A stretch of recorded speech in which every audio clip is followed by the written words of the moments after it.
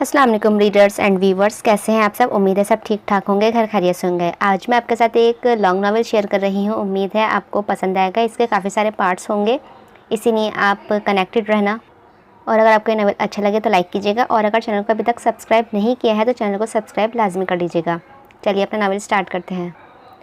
वो अल्ट्रासाउंड करवाते वक्त डॉक्टरनी से मुसलसल जिद करती रही थी कि उसे बता दी कि बेटा होगा या बेटी। डॉक्टरनी बार बार एक ही जवाब देती, दूसरी प्रेगनेंसी में ये बताना कि बेटा है या बेटी सख्ती से मना है। ये उनके अस्पताल के रूल के खिलाफ है। कोमल बच्चों की तरह अल्ट्रासाउंड करवाते हुए रोने लगी थी। डॉक्टर प्लीज़ बता देना, मेरे लिए ये ज़िंदगी और मौत का सवाल है। वो उस गांव के चौधरी इब्राहिम बख्श की तीसरे नंबर की बहू थी, जिसे इब्राहिम बख्श का बेटा फ़हीम बख्श शहर से पूरे ख़ानदान के खिलाफ जाकर मोहब्बत की शादी करके लाया था। डॉक्टर ने उसके मुकाम व मर्तबे से बखूबी वाकिफ़ थी। गांव में एक पता नहीं हिल सकता था चौधरी इब्राहिम बख्श की इजाज़त के बगैर। जब कोमल ने जुमला अदा किया तो उसकी आंखें शदीद कर्ब झलका रही थीं। डॉक्टर, देखें कोमल, आप समझ क्यों नहीं रही हैं? इस बात से फ़र्क नहीं पड़ता कि बेटा है या बेटी। दुआ करें जो भी हो बस तंदुरुस्त हो। डॉक्टरनी ने उसे फिर से एक बार समझाने की कोशिश की थी, मगर वो ना मानी। आपके इस बार भी बेटी है, मगर ये 100% नहीं। कभी कभार अल्ट्रासाउंड में बेटी का पता चलता है मगर लड़का हो जाता है। ऐसे बहुत से केसेस में होता है। आप दिल छोटा ना करें, फिर बेटा या बेटी। आखिरकार डॉक्टरनी को मजबूरन उसे बताना पड़ा था। साथ साथ वो उसे हौसला भी देने लगी थी, समझाने लगी ये 100% रिजल्ट नहीं है। मगर वो सुन कहाँ रही थी। वो तो अब तक डॉक्टरनी के अदा किए हुए पहले जुमले पर ही अटकी हुई थी। फिर डॉक्टरनी ने उसे कहा कि उसने कुछ ना सुना। वो सुनने की हालत में ही कहाँ बची थी। कान में सिर्फ अपने शौहर फ़हीम बख्श के जुमले गूंजने लगे थे, अगर इस बार भी बेटी हुई तो यकीनन जान, तलाक देकर तेरे घर रवाना कर दूंगा। वो सिर्फ जुमले नहीं थे, वो नश्तर थे जो बाज़ाहिर लोगों को नज़र नहीं आ रहे थे, मगर उस रूह को छलनी कर गए थे। फ़हीम बख्श ने मोहब्बत भरी बातों का एतबार करके अपना शहर व माल, माँ बाप, बहन भाई सब कुछ छोड़कर इतनी दूर चली आई थी। मगर उसकी मोहब्बत पहली बेटी होते ही धुएं की तरह उड़ गई थी। घर से भागकर आई थी वो, अब वापसी का कोई रास्ता ही ना था। ऐसे में फ़हीम का बार बार तलाक की धमकी देना उसे खौफज़दा कर गया था। वो फ़हीम से सच्ची मोहब्बत करती थी, उसके बगैर जीने का कोई तसव्वुर ही ना था। लेकिन जब उसने अपनी छोटी सोच का मुजाहिरा किया और उसकी पहली बेटी होने पर सास, नंदों, जेठानियों के साथ मिलकर ताने कसे, तब वो जहर लगने लगा था। मगर शौहर था, फिर उसकी बेटी का बाप भी था। कहाँ जाएगी अपनी 2 साला बेटी मरियम को लेकर? अगर उसने तलाक दे दी तो? ये खौफ दिमाग को मफलूज करने लगा। वो बिखरे हुए जज्बात व आंसू बहाती अल्ट्रासाउंड रूम से बाहर निकली थी। उसके हाथ में फ़ाइल थी। ये सोचकर जान निकल रही थी कि जब फ़हीम, उसकी माँ शाहीन बेगम, लड़का या लड़की पूछेंगे तो क्या जवाब देगी। वो बाहर पहुंचकर बेंच पर आकर बैठी थी तो उसकी 2 साला बच्ची मरियम को फ़ौरन मुलाजिमा के हाथ चढ़ाकर उसके पास अपने नन्हे कदमों से चलती हुई आई थी। मामा, घर घर। मरियम अपनी नन्ही ज़ुबान से टूटे टूटे अल्फाज बोल रही थी। कोमल को इल्म था कि वो घर जाने की ज़िद कर रही है। अब कोई घर नहीं बचा हमारे पास। वो अपनी बेटी को सीने से लगाकर फूट फूट कर रोते हुए बोली थी। ना जाने कितनी ही देर वो अपनी बेटी मरियम को सीने से लगाए रोती रही। छोटी बेगम साहिबा, चलें, आप इस तरह रोकर हवेली की इज़्ज़त ख़राब कर रही हैं गाँव के लोगों के सामने। नूरी शाहीन बेगम के गाँव की थी। शायद यही सबब था कि दूसरे मुलाजिमों पर उसे खासा बरतरी हासिल थी। शाहीन बेगम को कोमल एक आंख न भाती थी, इसीलिए नूरी को हर वक्त उसके पीछे लगाकर रखती थी ताकि वो कोमल की पल पल की खबरें उन तक पहुंचाए और वो कुटनी बनकर अपने बेटे के दिल इस शहरी लड़की से खट्टा करें। नूरी उसके कंधे पर हाथ रखकर दबी दबी आवाज़ में बोली थी। वो अपने आंसू बेदर्दी से पोंछती हुई अपनी बेटी के सीने से हटाकर खड़ी हुई। मरियम को नूरी ने गोद में लिया था और तेज़ी से अस्पताल की सीढ़ियाँ उतर गई। कोमल ने जैसे ही पहली सीढ़ी पर कदम रखा, फ़हीम के अल्फाज पर फिर कानों में गूंजते सुनाई दिए थे। अगर इस बार बेटी हुई तो यकीनन जान, तलाक देकर तेरे घर रवाना कर दूंगा। तलाक का खौफ उसे पागल कर रहा था। सिवाय पछतावे के आज कुछ ना था दामन में। आंसू रुकने का नाम ही नहीं ले रहे थे। अचानक आंखों के आगे हर चीज़ घूमती हुई महसूस हुई। उसने तेज़ी से अपना सर पकड़ा। नूरी, वो बेसाख्ता चीखी थी। खुद को गिरने से बचाने के लिए जैसे ही रेलिंग को पकड़ना चाहा, पाँव फिसल गया था। वो कलाबाजी खाती हुई पहली से आखिरी सीढ़ी तक आन पहुंची, यहाँ तक कि वो पेट के बल अस्पताल के फर्स्ट फ्लोर के फर्श पर पड़ी थी। कुछ ही लम्हों में जिस्म से खून निकलने लगा और लोगों का हुजूम जमा हो गया। खुद तो मर गई, हमारे सर पर ये बला छोड़ गई। फ़हीम, इस बच्ची को उसके नानी के घर भिजवा दो। हमारा इससे कोई ताल्लुक़ नहीं है। मैं तुम्हारी दूसरी शादी अपने ख़ानदान में कर। मेरे ख़ानदान की औरतें बेटा जनती हैं बेटे। ओप्स। शाहीन बेगम के लहजे में आखिरी जुमला अदा करते वक्त बड़ा गुरूर था, बड़ा नाज था, बड़ा फ़ख्र। फ़हीम बख्श अपनी माँ का हुक्म बजा लाए। बेटे की चाह में वो दूसरी शादी करने के लिए फ़ौरी राज़ी हुई थी। छोटी मासूम मरियम को उनकी नानी के घर भिजवा दिया गया था। फ़हीम बख्श की बड़ी धूमधाम से शाहीन बेगम ने दूसरी बारात चढ़ाई। वो अपनी दूर के रिश्ते की भतीजी लाई थी फ़हीम के लिए। अक्सर के घर वालों को फ़हीम की पहली शादी व बेटी के मुतालिक मुकम्मल अंधेरे में रखा गया था। शाहीन बेगम ने साथ साथ सबकी ज़बानों पर कफल लगवा दिया गया था। इस मुतालिक किसी को भी कोमल या मरियम का नाम लेने तक की इजाज़त ना थी हवेली में। अक्सर शुरू में तो फ़हीम के साथ कोमल की तरह बहुत खुश रहीं, मगर जैसे ही उसके पाँव भारी हुए शाहीन बेगम ने अपनी आदत के मुताबिक पोते की रट लगा ली थी। अक्सर ने कोमल की तरह बीए तो नहीं किया हुआ था, मगर 3-4 जमातें पढ़ी थीं। वो कभी गाँव से बाहर नहीं निकली थी, इसीलिए फ़हीम से अक्सर अपने साथ शहर ले जाने की ज़िद करती। वो अपने माँ बाप की बड़ी लाडो पली बेटी थी, इसीलिए बड़ी ज़िद्दी मिजाजियत की मालकिन थी। उसके हर वक्त ज़िद करने के सबब फ़हीम बख्श शाहीन बेगम को बगैर बताए अपने साथ एक हफ्ते के लिए शहर घुमाने ले गए थे। शाहीन बेगम के सीने में आग भर गई। उन्हें अक्सर कोमल से भी ज़्यादा चालाक लगने लगी थी, जो उनके हवेली में रह कर पर निकाल रही थी। उनकी नाक के नीचे से उनके बेटे को उड़ाकर ले जाने की तैयारियाँ कर रही थी। अल्ट्रासाउंड करते वक्त डॉक्टरनी ने पूछ लेना था कि लड़का है या लड़की। शाहीन बेगम ने सख्त लहजे में हुक्म सादर किया तो अक्सर एहतजाजी निगाहों से उन्हें तकने लगी थी। ऐसा क्यों भला? वो नासमझी से सबके सामने पूछ उठी थी। उसके पलट सवाल की ज़रूरत देख जहाँ शाहीन बेगम की दूसरी बहुओं ने अपने मुंह पर हाथ रखे थे, वहीं शाहीन बेगम सर तपाँव तिलमिला उठी थी। जितना कहा है उतना कर, वो दाँत पीसते हुए बोली थी। उनकी रोबदार आवाज़ पूरी हवेली में गूंजी थी। देख अम्मा, लड़का हो या लड़की क्या फ़र्क पड़ता है? बस मैं तो अल्लाह से यही दुआ कर रही हूँ जो हो सेहतमंद हो। अक्सर भोलेपन से समझाने वाले अंदाज में बोली थी तो शाहीन बेगम का गुस्सा सवा नेज़े पर पहुँचा। 5 जमातें पढ़कर खुद को मास्टरनी समझ रही है? बड़ी आई। जितना कहा है उतना कर। अल्ट्रासाउंड वाली से पूछे बगैर वापस न आई ना तो चोटी से पकड़कर हवेली से बाहर निकाल दूंगी। उनके सख्त जुमले व जारहाना अंदाज अक्सर ने पहली बार देखा था तो सर तपाँव तक हिलकर रह गई थी। अक्सर ने फ़हीम की जानिब निगाह की, जो खामोशी से बैठा नजर आया था। वो चाहती थी कि फ़हीम उसका साथ दे, कहे कि अम्मा बेटा हो या बेटी क्या फ़र्क पड़ता है, मगर वो तो मुँह में जैसे दही जमाए बैठा हुआ था। अम्मा, मेरे लिए लड़का हो या लड़की कोई फ़र्क नहीं, बल्कि अभी अक्सर बोल ही रही थी कि पूरे सहन में शाहीन बेगम की गरजदार आवाज़ गूंजी थी। चुप, ज़्यादा बड़बड़ ना कर। ये नखरे तब दिखा जब मेरी गोद में 2-3 पोते डाल दे। अक्सर ने महसूस किया था जब से वो फ़हीम के साथ एक हफ्ते शहर घूमकर आई थी, शाहीन बेगम का रवैया उससे खासा उखड़ा हो गया था। अल्ट्रासाउंड में लड़की आया था, मगर इस बात से ज़रा भी फ़र्क न पड़ा, बल्कि वो तो बड़ी खुश थी। उसे यकीन था जब बच्चे दुनिया में आ जाएगी तो सब खुद ही उसे प्यार करने लगेंगे। यही सोचकर उसने झूठ कहा कि अल्ट्रासाउंड में डॉक्टरनी ने लड़का बताया है। बस लड़के का सुनना था कि फ़हीम की खुशी का ठिकाना ना रहा। अब तो वह पहले से भी ज़्यादा अक्सर के नाज नखरे उठाने लगा। शाहीन बेगम ने भी खुशी खुशी उठाने दिए। आखिर को वो उनके तीसरे व लाडले बेटे को वारिस देने जा रही थी। उनके ख़ानदान की लड़कियाँ बेटे जनती हैं, यही सबसे बड़ा फ़ख्र था उनका। देखो तो सही कितनी प्यारी बेटी है हमारी। अपनी चांसी बेटी को गोद में उठाए फ़हीम को दिखाने लगी थी। अल्ट्रासाउंड में तो लड़का था ना, फिर ये लड़की कहाँ से आ गई? वो आग बबूला होकर इर्द गिर्द के माहौल से लापरवाह उस नाजुक सिफत पर ज़ोर से चिंगाड़ा था।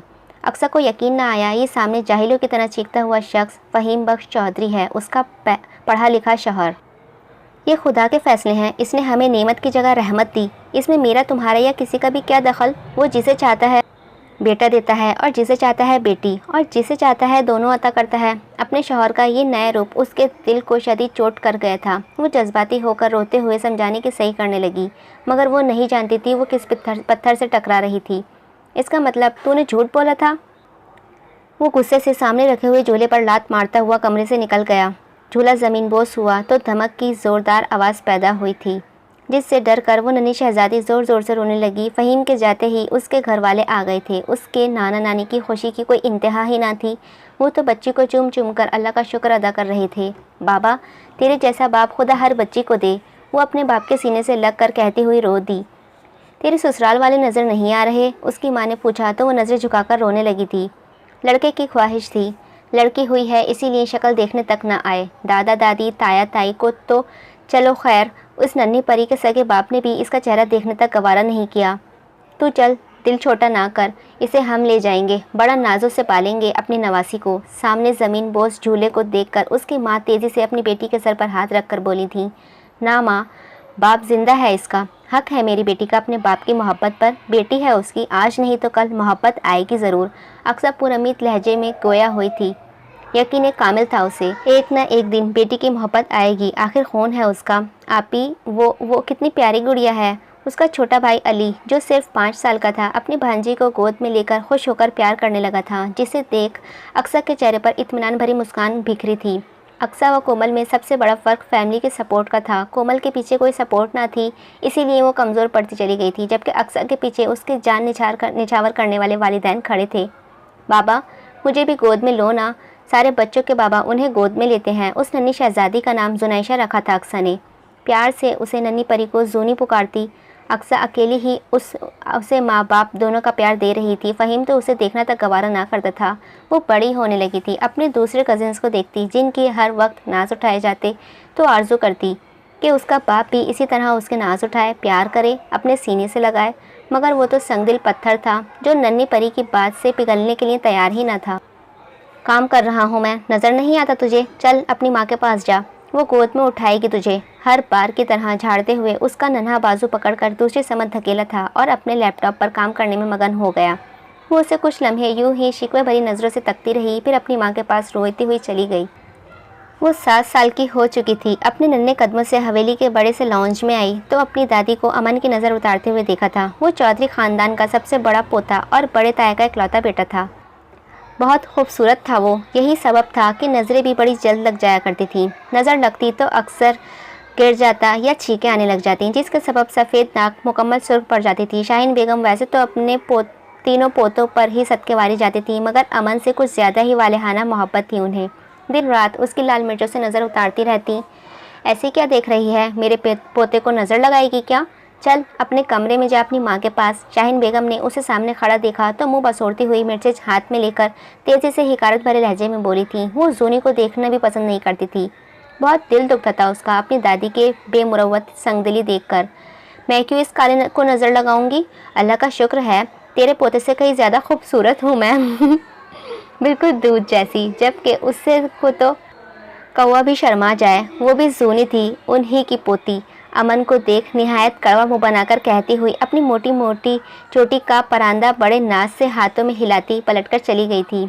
क्यों महसूस होने दे किसी को कि उसे तकलीफ़ हुई है, उल्टा दूसरों को तकलीफ़ में ना डाल दे। खुद क्यों जले जब दूसरों को जला सकती है। अमन ने हैरत व बेयकीनी से इस 7 साल छोटी सी लड़की को देखा था, जिसकी तारीफ़ करते करते दुनिया नहीं थकती। जो उसे एक बार देख ले नज़रें नहीं हटा पाता। उसे वो छोटी लड़की मुंह पर काला कहकर चली गई थी। रहा सहा काले कौवे का तजबिया भी दे डाला। चौधरियों का खून था, गरम कैसे न होता। 15 साला वो हसीन कम सिन लड़का गुस्से से मुकम्मल सुर्ख पड़ गया था। अरे मेरी जान, तू क्यों खून जला रहा है? ये तो है ही करमजली, सिवाय खून जलाने के माँ बेटी को आता ही क्या है? नज़रअंदाज किया कर इसे। शाहीन बेगम ने सर झटकते हुए उसका गुस्सा ठंडा करने लगी थी, जिस पर वो दांत पीसते हुए खून का घूंट पीने लगा था। काफ़ी अरसे बाद वो चाय के ट्रे सजाए कमरे में मुस्कुराते हुए दाखिल हुई। अरमान उठ जाएं, आपकी ज़रूरी मीटिंग है, भूल गए हैं क्या? बेड की साइड टेबल पर चाय का कप रखते हुए वो उसका बाजू बड़ी मोहब्बत से हिलाते हुए उठने की सही करने लगी थी। आह! अगले ही पल उसने दुहाई दी, नाजुक कलाई को पकड़कर बेड पर गिरा लिया था और खुद तेज़ी से उस नाजुक सरापे के ऊपर आ गया था। वो अचानक हुए हमले के सबब बेसाख्ता ही चीखी थी। उसकी चीख दबाने के लिए फ़ौरन अपना भारी हाथ उसके सुर्ख होठों पर रखा। आह! आज तो लिपस्टिक भी लगाई हुई है, मिसेस अरमान ने उसकी आंखों में झांकते हुए शौकी से कहा था, जिस पर वो झेप गई। रात को दावत में गई थी ना, तब लिपस्टिक लगाई थी। दावत से वापसी पर मुंह अच्छी तरह धो लिया था, लेकिन धोने के बावजूद भी अभी तक होठों पर रात की लिपस्टिक के आसार नुमाया थे। उसके होठों से हाथ हटाकर कमरे के मध्यम रोशनी में भी चांद से चमकते हुए चेहरे को दीवानावार तकते उसके लटों को अपनी उंगलियों में उलझाकर खेलते मुस्कुराने लगा था, जबकि मुकाबिल की सांसें रुक रही थीं। क्या कर रहे हैं? अगर मामी आ गईं तो क़यामत बर्पा हो जाएगी, प्लीज़ हटे ना। वो डरते हुए लहजे में सरगोशी करने वाले अंदाज में बोली थी। उफ, अब ये जुदाई बर्दाश्त नहीं होती मुझसे मरियम। बस नहीं चलता दुनिया को चीख चीख कर बताऊं कि बीवी हो तुम मेरी। वो अफसरदा सा हुआ था।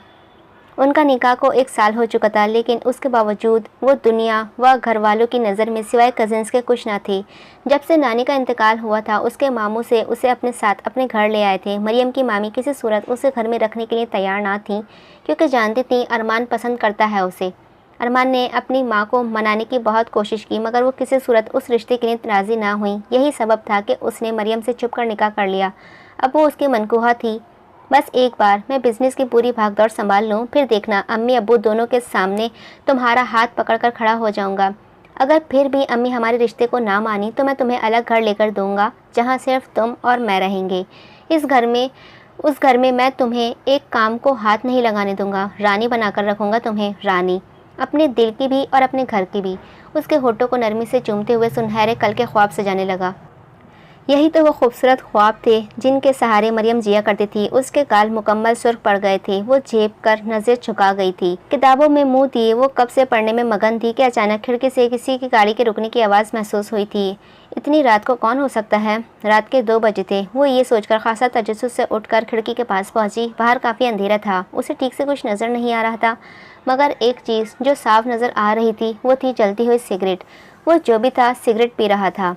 ये शख्स कौन हो सकता है? वो यही सोचने लगी। वो शख्स गाड़ी से उतरकर सिगरेट फर्श पर फेंककर अपने जूतों से रगड़ने के बाद हवेली में दाखिल हुआ। जूनी सोच में पड़ गई थी कि ये सिगरेट पीने वाला कौन हो सकता है? आमन? नहीं, वो तो दादा को सिगरेट पीता देख ले तो बिगड़ जाता है। वो नहीं हो सकता। मगर अमन नहीं तो फिर कौन? शाहमीर? नहीं, वो अल्लाह की शरीफ गाय नहीं हो सकता। शाहमीर पूरे बख्श की तालीम लॉ ख़ानदान का नेक, शरीफ व होशियार परफेक्ट लड़का था, जो शहर की मशहूर यूनिवर्सिटी से लॉ की तालीम हासिल कर रहा था। मगर शाहमीर अमन के सिवा तो कोई है ही नहीं इस हवेली में जिसके लिए इतनी रात को हवेली का दरवाज़ा खुले। कल देखते हैं, अभी तो पेपर की तैयारी करो। पूरे साल पढ़ लेती जूनी तो इस वक्त सर पकड़कर ना बैठी होती, लेकिन पढ़ने का भी तो क्या फ़ायदा? मुझे कौन सा याद रहता है? पता नहीं कौन होते हैं वो अजीम लोग जो पूरा साल पढ़ते हैं और इल्म उनके जहन में सुकून से बैठता है। एक हम है निकम्मे, पढ़ भी लें तो इल्म ना जाने कौन सी पतली गली से निकल जाता है, पता ही नहीं चलता। वो अपने सर पर किताब मारती हुई मुंह मसूर कर बोली थी, फिर दोबारा लेट कर बैट ग्राउंड पर पाँव टिकाए, जिसके सबब उसका धड़ नीचे पाँव ऊपर थे। फिर दोबारा किताब को रटना शुरू कर दिया था। वो कमरे से बाहर गुजर रहा था जब निगाह दरवाजे के नीचे से आती हुई पीली रोशनी पर पड़ी थी। ये इतनी रात तक क्यों जाग रही है? क्या पेपर देने जाने की तो नहीं सोच रही?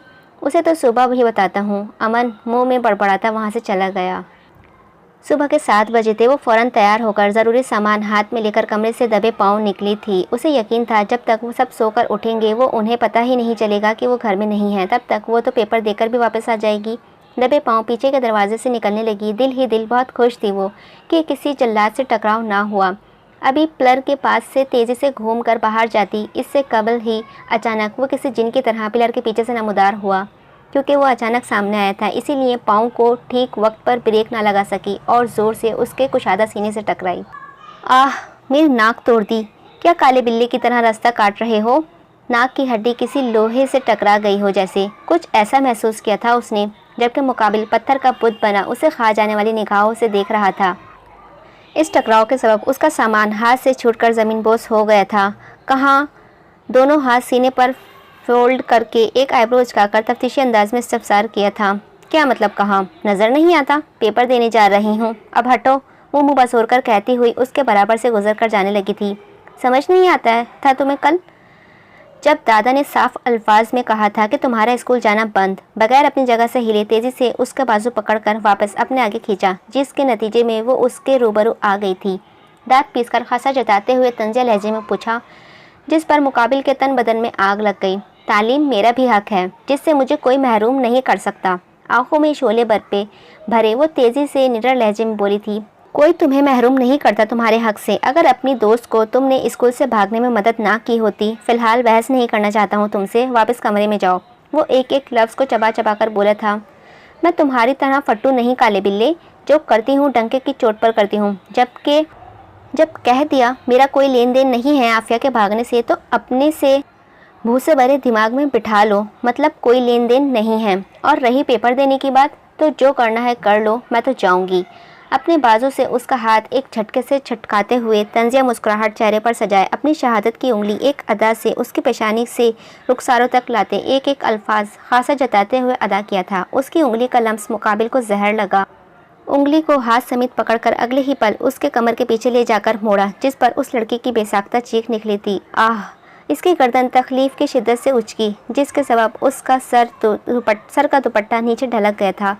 साथ साथ आंखें अजियत व शिद्दत से लम से भर ली आज खुद बंद हुई थी। सफ़ेद स्कूल यूनिफॉर्म में मलबूस वो दूधिया रंगत की शहजादी उससे लम्हे किसी को भी अपना असीर बना सकती थी, सिवाय इस पत्थर की मूरत के जो उसका चूना भी बर्दाश्त नहीं करता था। बचपन से वो उसे काला पिल्ला बुलाती, जो उसके ईगो को शदीद हर्ट करता था। वो हमेशा काले रंग के कपड़े जेबतन रखता, जिसमें उसके सफ़ेद धूप जैसी रंगत अलग ही चमकती थी। इस लम्हे भी वो काले रंग के कुर्ते शलवार में ही मलबूस था।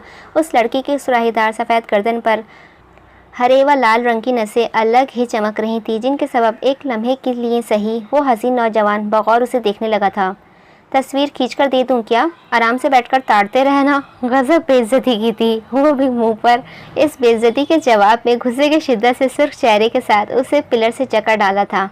दुनिया की आखिरी औरत भी हुई ना तुम, तो भी तुम्हें ना देखूं। उसकी बिलोरी चंभन भरी आंखों में झांकते खासा जताते हुए हिकारत से कहा था। वाकई? आंखों से आंखें मिलाते प्लेफुल मुस्कुराहट गुलाब नुमा पंखड़ियों जैसे होठ के किनारों पर सजाए चैलेंजिंग अंदाज में इस्तफसार किया था। साथ साथ अपने उल्टे हाथ को नरमी से उसके गाल पर फेरा था। छूना मत मुझे, बेहया कहीं की। उसका हाथ खुद रुखसारों पर था, जो रुखसार पर था। गुस्से से अपने उल्टे हाथ से झटकते भर कर हिकारत से कहा था। हम खुल्लम खुल्ला टच करें तो बेहया, तुम गुस्से की आड़ में बहाने से टच करो तो गैरतमंद। वाह! वो तंजिया मुस्कुराकर दांत पीसते हुए जवाब दे हुई थी। मैंने तुम्हें कब टच किया? वो बिपर कर पूछने उठा। तो ये मेरी कमर के पीछे तुम्हारा हाथ क्या तस्बीह के दाने गिन रहा है?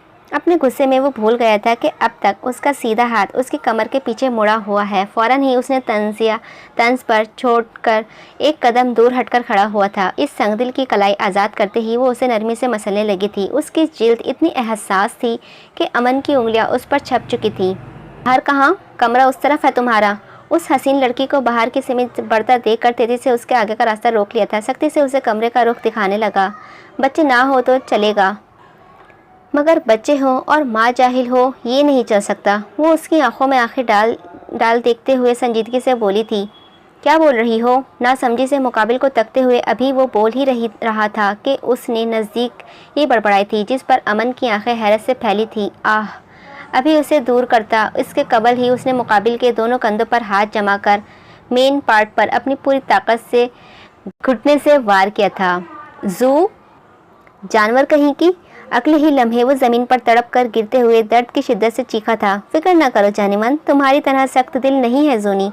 अगर कोई लड़की ना मिली तो मुझे प्रपोज कर देना, मैं कर लूँगी तुमसे शादी। ओके काले बिल्ले। वो उसकी हालत को मुकम्मल एंजॉय करते हुए मुस्कुराते हुए कहती बड़ी शान से अपना सामान फर्श से उठाकर बाहर जाने ही लगी थी कि वो दांत पीसते हुए तकलीफ की शिद्दत से फर्श पर लेटा हुआ चीखा। कमीनियों की सरदारनी नहीं, इबलीस की बेटी। उसके दिए खिताब को फ़ौरन रद्द करते हुए फ़ख्रिया से तस्सी करते हुए बोली थी। फिर जिद करने वाले अंदाज में मुस्कुराकर उसे तड़पता हुआ छोड़कर चली गई।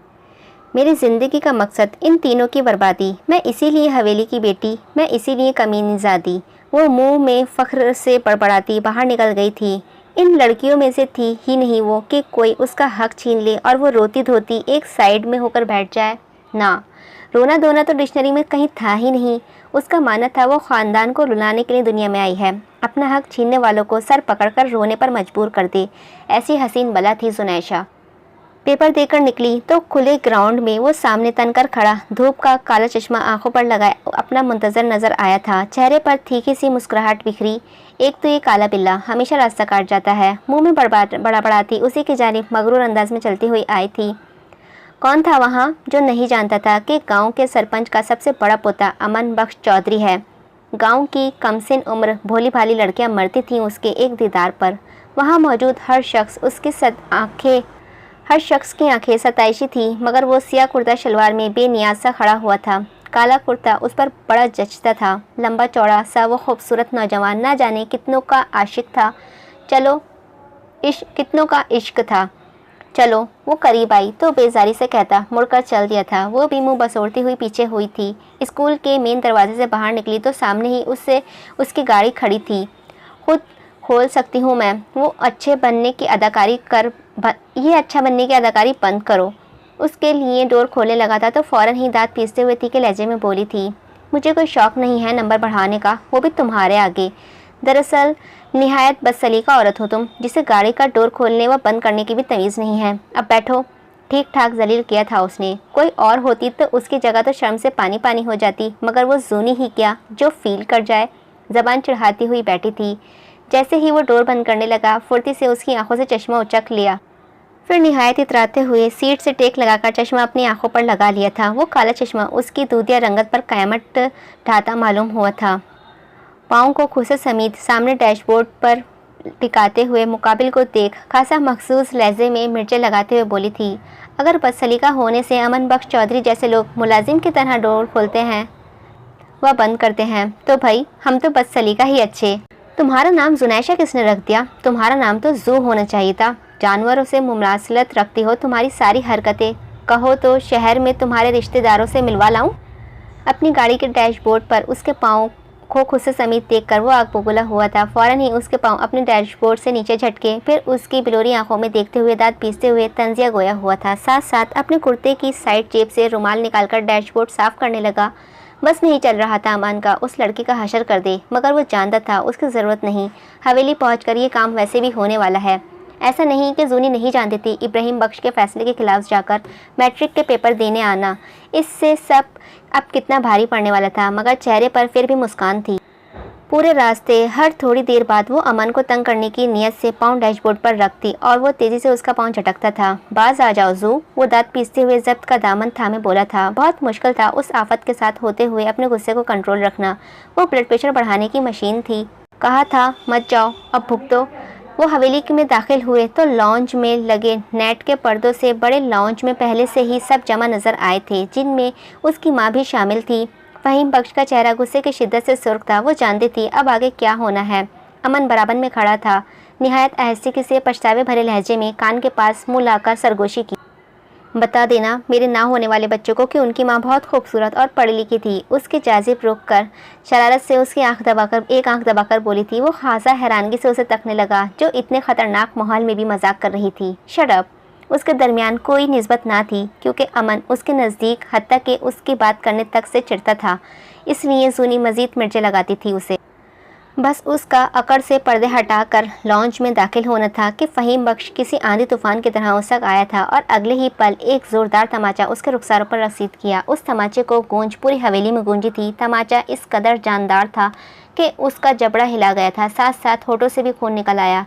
गाल पूरी तरह जलता महसूस किया था उसने निगाह उठाकर बेतासुर चेहरे के साथ सामने खड़े अपने बाप को देखा।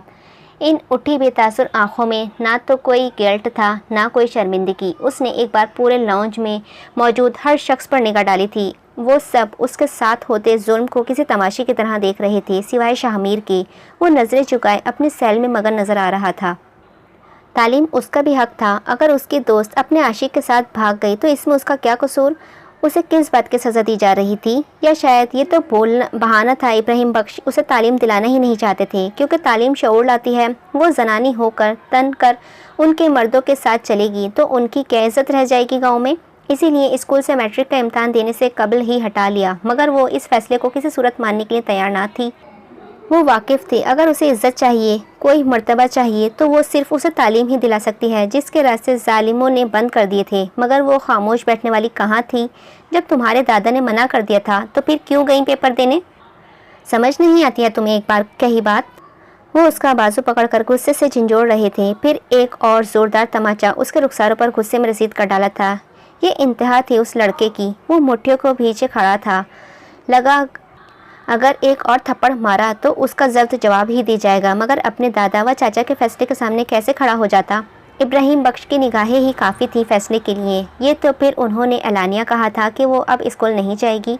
इसके बावजूद उसका स्कूल जाना यकीनन उनके गज़ब की दावत थी।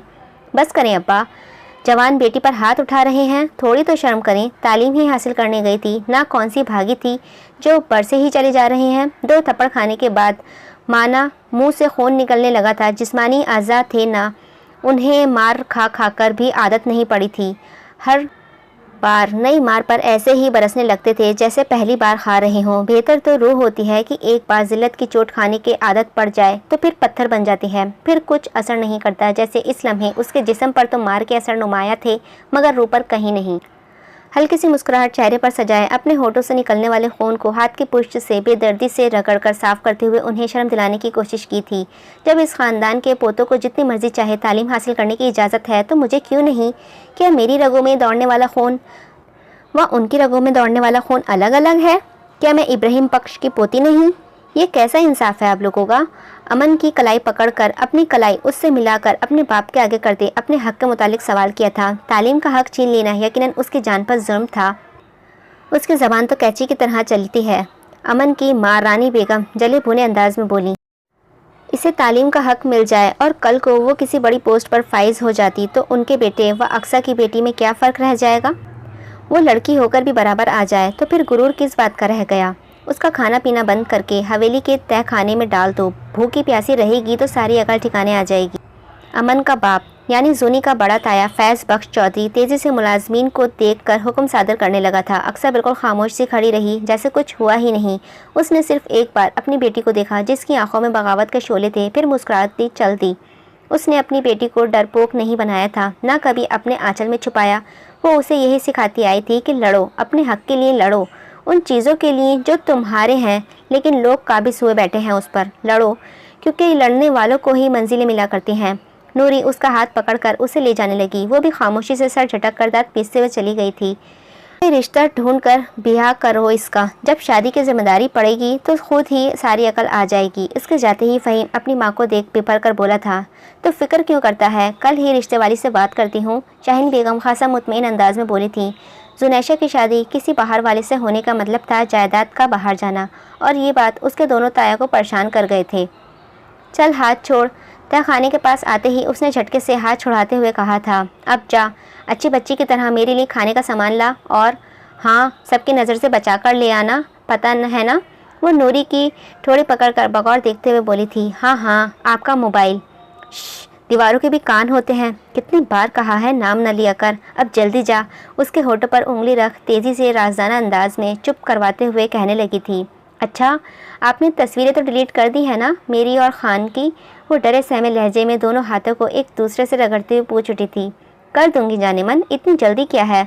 अब तू जा, जल्दी से लेकर आ, और हाँ, मेरा तकिया भी ले आना, सुकून से सो ही जाऊँ। कम से कम कल पूरी रात पढ़ाई की थी, अच्छा हुआ कल का गैप है, अब सोकर फिर कल से पढ़ाई शुरू करूँगी। वो दोनों हाथ को इलेक्सी के साथ बंद कर अंगड़ाइयाँ लेती हुई सुस्ती से गोया हुई थी।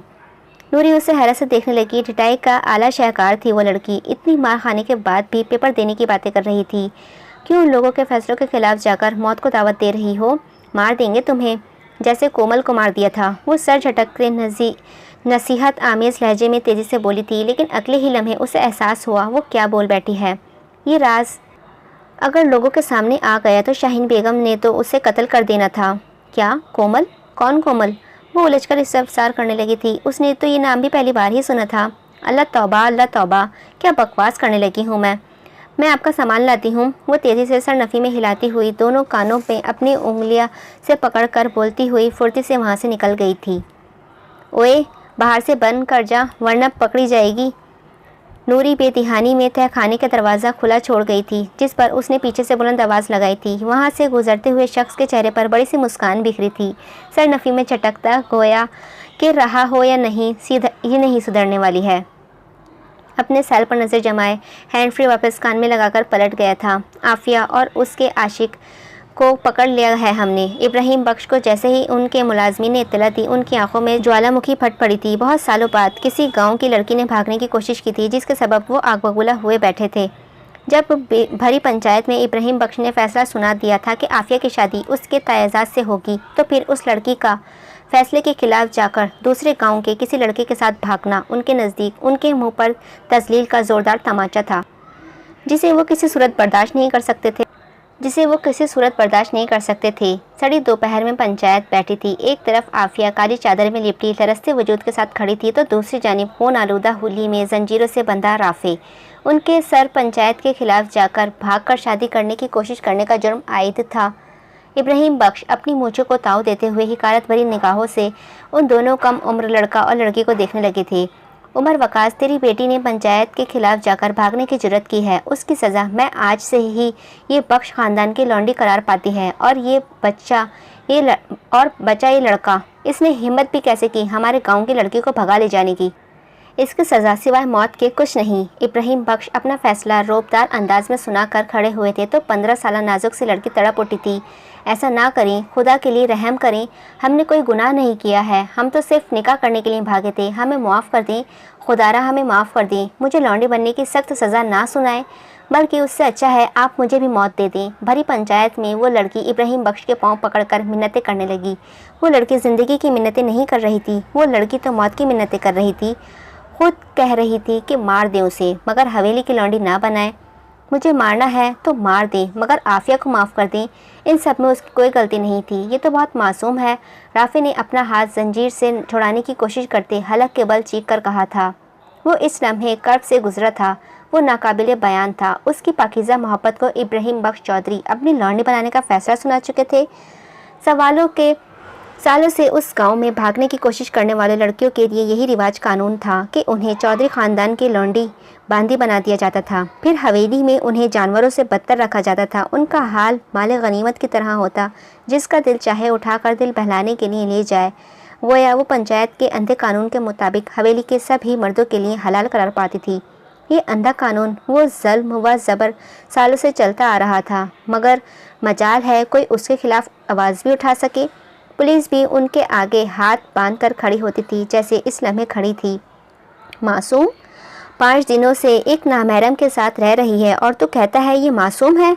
इब्राहिम बख्श का इकलौता दामाद फाइज राना दांत पीसते हुए तंजिया मुस्कुराहट चेहरे पर सजाए बोला था। चिलचिलाती धूप से पांव जल रहे थे राफे के। साथ साथ चौधरी के बंदों ने इतना मारा था कि पूरा जिस्म लहूलुहान था। उसके बावजूद आंखों में आने वाले आंसू अपने लिए नहीं थे, वो उस लड़की के लिए थे जो इब्राहिम बख्श के पांव पर गिरकर मौत की भीख मांग रही थी। मैं खुदा की कसम खा के कह सकता हूँ ये मासूम है। मैंने इसे भगाने के लिए उकसाया। हम निकाह कर लेते अगर तुम लोग हमारे पीछे ना पड़े होते। छोड़ दो उसे। आखिर जुमले पर वो बेबसी से चीखा था। अपने हाथों में बंधी लोहे की जंजीरों को तोड़ने की कोशिश की।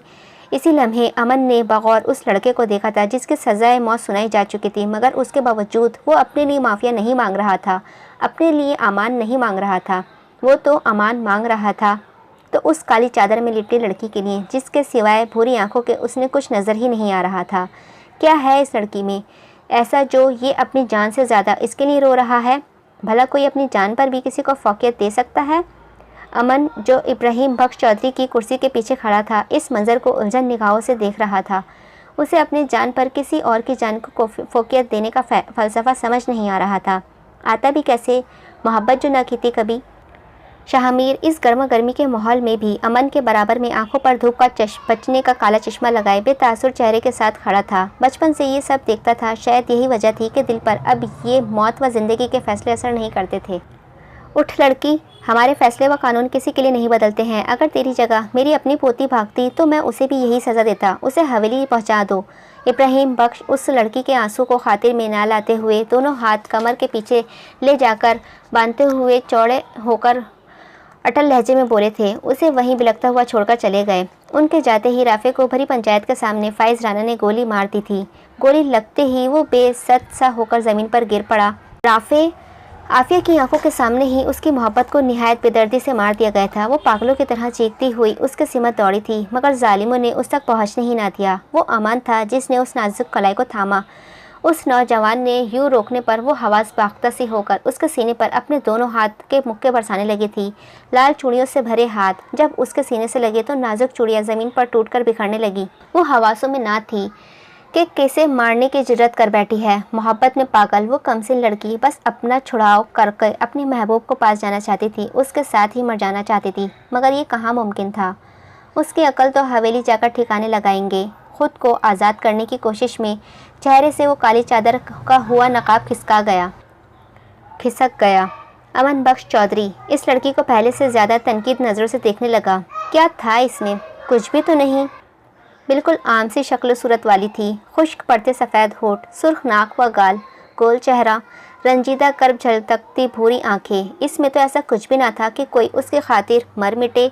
अभी यही सोचते हुए उसकी पकड़ ढीली पड़ी थी कि फ़ाइज़ राना ने एक जुस्त में आकर उस लड़की के चेहरे पर अपनी पूरी जान से थप्पड़ रसीद किया। वो थप्पड़ इतना ज़ोरदार था कि वो लड़की बेसुध सी होकर ज़मीन पर गिर पड़ी थी। उसकी आंखों के आगे अंधेरा छा गया। वो लड़ना चाहती थी, अपने राफ़ी के पास जाना चाहती थी, मगर जिस्मानी कमज़ोर व आजिया कमबख्त साथ छोड़ गए। तुम सब अच्छे से देख लो क्या अंजाम होता है हमारे गांव में भागे हुए हरामजादों। तौबा इस्तग़फ़ार। शाहज़म बख्श चौधरी, इब्राहिम बख्श चौधरी के दूसरे नंबर का बेटा, शाहमीर का बाप, अपना सीना चौड़ा करके एलानिया व फ़ख्री अंदाज में गोया हुआ था। ये दिल दहलाने वाला मंजर देखकर वो यकीनन गांव की नौजवान नस्ल इश्क नामी बला से भी खौफज़दा हो गई थी। किसी की जुर्रत तो इब्राहिम बख्श के फ़ैसलों के ख़िलाफ़ जाने की कोशिश भी करे। अब माना सज़ा उन दो को मिली थी, मगर कांप पूरा गांव गया था। कुछ देर से अपने इर्द गिर्द वो कुछ आवाज़ों को महसूस कर रही थी, मगर चाहकर भी आंखें नहीं खोल पा रही थी। दो दिनों से भूखी प्यासी भागते रहे थे वो दोनों। राफिद तो जुल्म के निज़ाम से आज़ाद हो गया था, मगर उसका क्या, वो तो इन जालिमों में ही फंस कर रह गई थी। अब आगे क्या होने वाला है उसके साथ वो कुछ नहीं जानती थी। इस्लाम में लौंडिया व बांदियों को तस्वराब ख़त्म हो चुका था, मगर गांव में आज भी हालांकि कानून जारी था, और कल कानून सिर्फ इसलिए बनाए गए थे कि ताकि कोई भी इस निज़ाम के ख़िलाफ़ आवाज़ बुलंद ना कर सके थे। कोई चौधरी इब्राहिम बख्श के फ़ैसले के ख़िलाफ़ ना जा सके। वो कहे दिन तो गांव के लोग आंखें बंद करके कहें दिन, वो जालिम कहे रात तो सब कहें रात। कुछ ऐसा खौफ डाला हुआ था उसने पूरे गाँव के लोगों के दिलों में। कब डूबेगा ये सरमा या परस्ती का सफ़ीना, दुनिया है तेरी मुंतज़िरी रोज़े मकाफ़ात। उसने हालत गश्ती में महसूस किया जैसे उसका वजूद किसी चीज़ से टकराया हो। वो चाह कर भी आंखें नहीं खोल पा रही थी, लेकिन उसका वजूद ज़मीन से सख्ती से महसूस कर सकी थी। जो इब्राहिम बख्श का ख़ास मुलाजिम था, उसने आफिया को बेसुध जिस्म को हवेली से बाहर हिस्से में बागीचे में पटका था। कौन है ये? शाहीन बेगम फ़ौरन ही बाहर बगीचे में आकर उसे बेसुध पड़ी लड़की को देखा, इस्तेसार करने लगी थी। बांदी है, अपने यार के साथ भागी थी, यार को तो मार दिया इसे हवेली ले आए हैं। फ़ाइज़ राना तेज़ी से उसकी काली चादर में लिपटी लड़की को देखा, दांत पीसते हुए बोला था, खबीसनी, बेगैरत कहीं की, ऐसी लड़कियों को तो उनके यार के साथ ही आग लगा देनी चाहिए। शाहीन बेगम अपने गुस्से से उसके पीठ पर ठोकर मारते हुए हिकारत से भरे लहजे में बोली थी। उनकी ठोकर मारने के सबब वो दर्द की शिद्दत से कर्राह कर खुद में सिमटी थी। तो जा चुका था। अमन भी खामोशी से वहाँ से जाने लगा तो इब्राहिम बख्श ने उसे आवाज़ देकर रोका। अमन। जी दादा जान, ये बांदी बनकर आई है, इसे तुम रख लो, मगर हाँ नरमी मत बरतना। इसे इतनी कड़वी सज़ा देना कि कोई लड़की गांव से हमारे फैसले के खिलाफ़ जाकर भागने की कोशिश का सोचे भी तो उसे अंजाम को देखकर डर जाए। इब्राहिम बख्श सुर्ख होते चेहरे के साथ नसीहत तमीज़ लहजे में कहते हुए वहाँ से चले गए। सही कह रहे हैं तुम्हारे दादा अमन, ऐसी लड़कियों को इबरत का निशान बना देना चाहिए जो अपने माँ बाप गाँव की इज्जत से खेलती हैं। उसके साथ कोई नरमी मत बरतना। मुझे पता है तुम कितने नरम दिल हो, मगर याद रखो इब्राहिम बख्श चौधरी के बड़े पोते हो तुम। अगला सरपंच तुमने ही बनना है इस गांव का। शाहीन बेगम उसके दोनों बाजू थाम कर ठोस लहजे में समझाते हुए बोली थी। जी दादी। वो अज़बात में सर हिलाकर वहाँ से चला गया। अब मुँह क्या देख रही हो, उठाकर ले जाओ इसे। उसे मुलाजमीन के कमरे में शिफ्ट कर दिया गया था। वो आज तक हवेली में लाई हुई बांदियों में से सबसे कम उम्र बांदी थी। उसके हाथ बुरी तरह ज़ख्मी थे, उसके बावजूद कोई उसे देखने वाला ना था। आपको कुछ इल्म भी है जूनी बीबी? आपके वो वस्त दोस्त जो स्कूल से भागी थी, उसे उसके यार के साथ पकड़ लिया गया है। जुनैशा को तहखाने में आज दूसरा दिन था। कल उसका पेपर था। वो पहले ही बहुत परेशान थी कि किस तरह हवेली से निकलकर पेपर देने जाए कि नूरी ने आकर उसके सर पर एक और बम फोड़ दिया। ये क्या बोल रही हो, इतनी जल्दी पकड़ी गई? जूनी ने अपने नाखून चबाना शुरू किए, मारे टेंशन के। उसे समझ नहीं आ रहा था इतनी जल्दी कैसे पकड़ लिया इब्राहिम बख्श ने बंदों ने उन्हें। क्या वो नहीं जानती थी कि गांव से भागकर शादी करने वाली लड़कियों से क्या सज़ा है? यकीनन वो जानती थी, तभी तो सर पकड़कर खड़ी हो गई थी। कहाँ है वो? ठीक तो है ना? आफिया उसकी क्लासमेट थी। माना ज़्यादा बातचीत नहीं थी, मगर फिर भी वो उसके लिए बहुत फ़िक्रमंद हो गई थी। नहीं, उसके आशिक को भरी पंचायत में मार दिया गया है और उसे बांदी बनाकर ले आए हैं। अभी तक बेहोश पड़ी है सर्वेंट क्वार्टर में। नूरी के बताते ही जूनी फ़ौरन उससे मिलने जाने के लिए खड़ी हुई थी। आप ना जाएं, आप वहाँ गईं और किसी ने देख लिया तो यकीनन जाने मैं गरीब बेमौत मारी जाऊँगी और आपकी शामत व बदबख्ती आएगी वो अलग। उसे तेज़ी से बाहर जाता देखकर नूरी उसके पाँव से लपेटते हुए बोली थी, नूरी थोड़ी सी इंसानियत दिखाओ। वो झुंझलाकर बोल उठी थी, नहीं दिखा सकती वरना खुद मारी जाऊँगी। यहाँ वही जीता है जिसे दूसरों की गर्दनें काटने का हुनर आता हो। वो तेज़ी से बोली थी, नूरी पैर छोड़ो मेरे, मैं गिर जाऊंगी। वो नूरी को अपने पाँव से हटाने की सही में लगी थी, मगर वो किसी सूरत उसे तहखाने से निकलने देने के लिए तैयार ना थी। मैं नहीं जाने दूंगी, किसी ने आपको बाहर देख लिया तो मेरी शामत आ जानी है। नूरी के ज़िम्मे उसे तहखाने में रखने की जिम्मेदारी थी। अगर उसे बाहर देख लिया, ख़ास तौर पर अभी सज़ा में आए बांदी के साथ, तो यकीनन जूनी से ज़्यादा उसकी बकबकती आनी थी।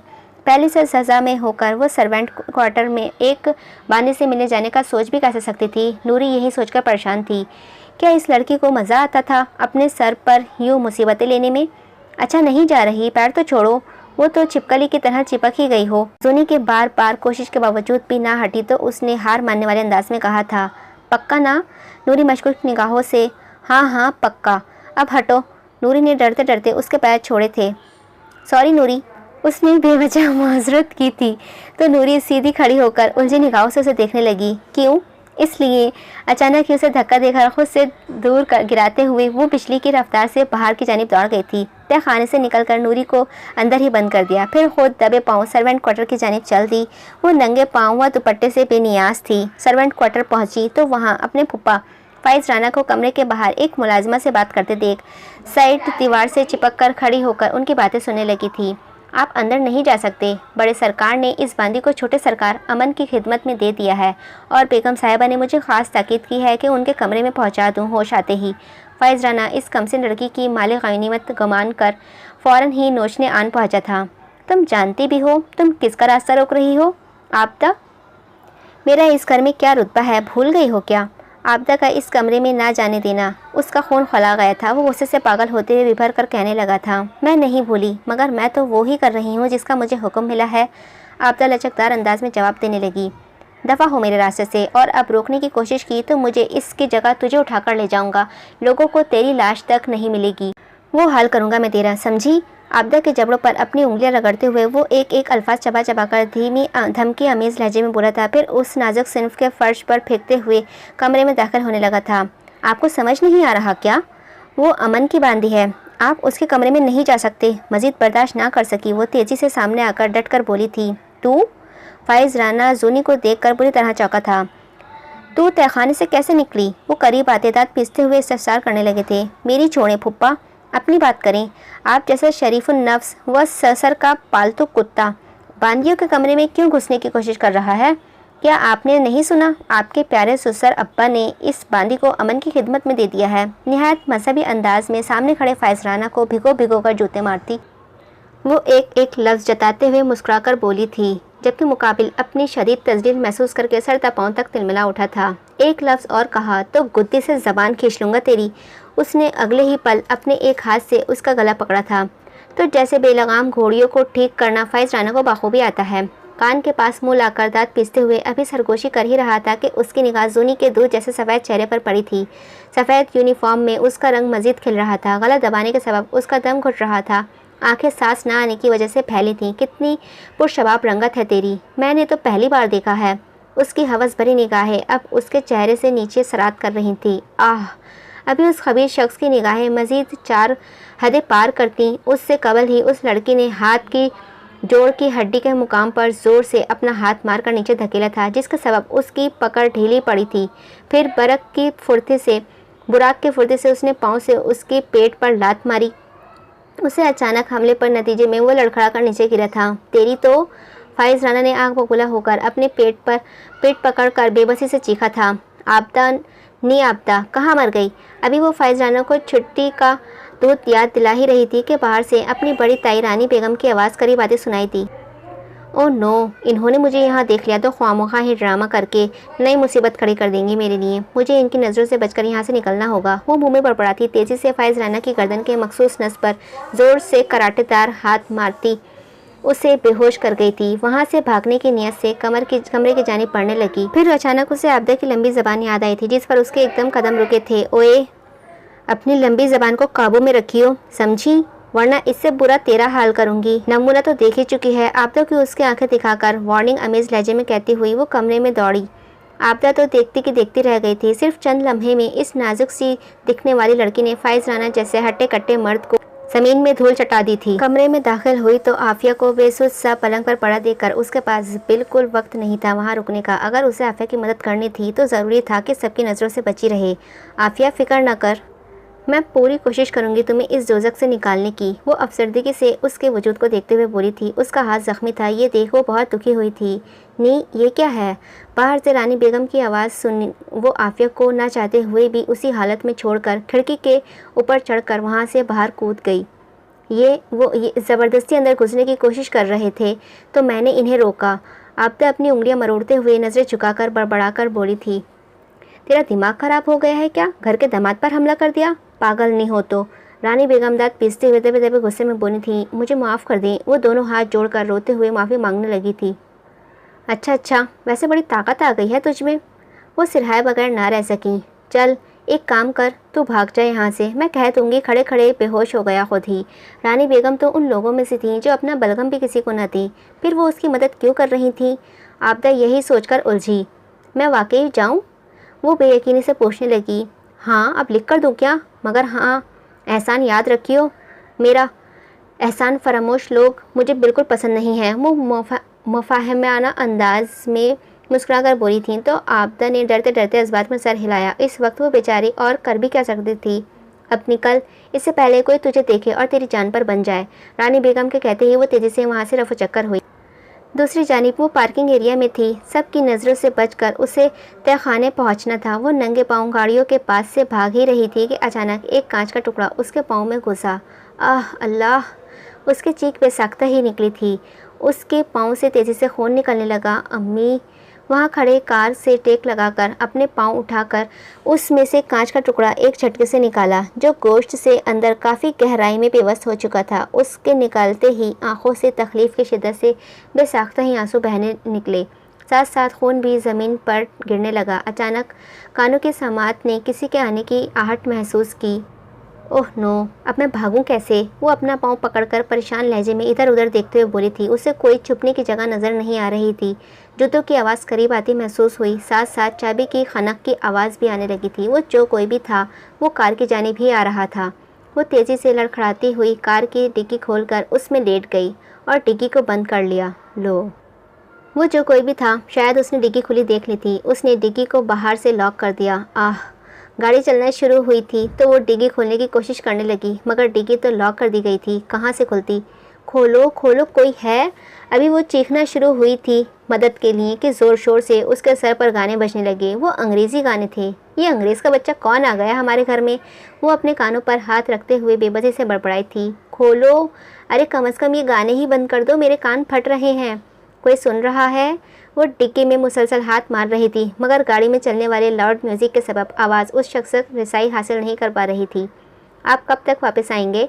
मरियम बच्चों की तरह बहती नाक को सुड़ सुड़ करती अरमान का हाथ पकड़कर रोते हुए पूछ रही थी।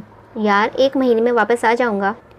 ऐसे रोकर तो विदा ना करो। चलो शाबाश, मुस्कुरा कर विदा करो, वरना मेरा दिल तुम में ही अटका रहेगा। उसके आंसू अपने दोनों अंगूठों के पोरे से नरमी से साफ करते बड़ी मोहब्बत से गोया हुआ था। अल्लाह हाफिज़, जल्दी जाएं व जल्दी वापस आएं।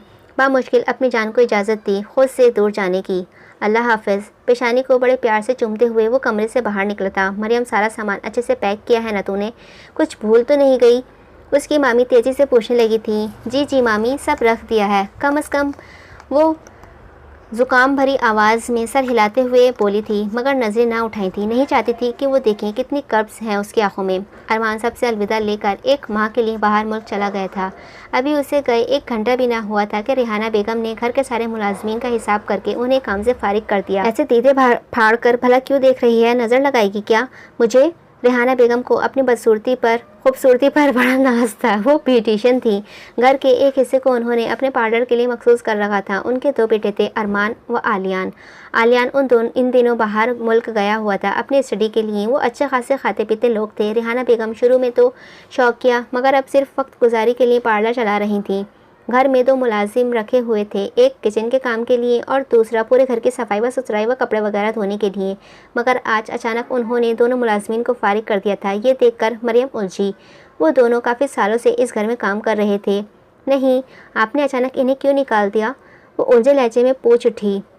किसे निकालने की बात हो रही है? मरियम के मामू नूरा साहब आधी सुनी बात पर पूछने लगे थे। आपकी इस लाडली भांजी को तो निकाल नहीं सकती, तो जाहिर सी बात है मुलाजमीन को ही निकाला होगा। आपको भी लड़कियों की बातों में घुसने का बड़ा शौक़ है। रेहाना बेगम अपना एक हाथ चेहरे के आगे फेंक पंखे की तरह इतरा कर लहराते हुए मुँह बसोर कर बोली थी। लड़कियों की बातें? नूरा साहब हैरत से गोते खाते बड़ी बड़ी आंखों में दुनिया जहान का एहतजाज लिए वे साख्ता ही अपनी बेगम के अल्फाज दोहरा उठे थे। हाँ तो अभी मेरी उम्र ही क्या है, अल्लाह झूठ न बुलवाए। 2 लोगों के सामने अरमान व आलियान के साथ खड़ी हो जाऊं तो वो छोटी बहन बोलते हैं। अल्लाह जाने क्या समाई थी मेरे माँ बाप के दिल में। बुढ़े गुड़ियों से खेलने की उम्र में तुम जैसे उम्र रसीदा मर्द से बेहाद दिया। वो मुंह बसोरती हुई बोली थी तो मरियम के लिए अपनी हंसी रोकना मुहाल हुआ था। किस कदर खुद को नन्ही का काकी गुमान करती है वो, जबकि ठीक ठाक उम्र की थी उनकी। अब तो सफ़ेद बाल भी उग गए थे जिसे आए दिन कलर करके छुपाया करती थी। उनकी हद से ज़्यादा छोड़ने की आदत कभी नहीं जा सकती थी। ये सोचकर मरियम में सर झटका था। भाई घर में लोग ही कितने हैं?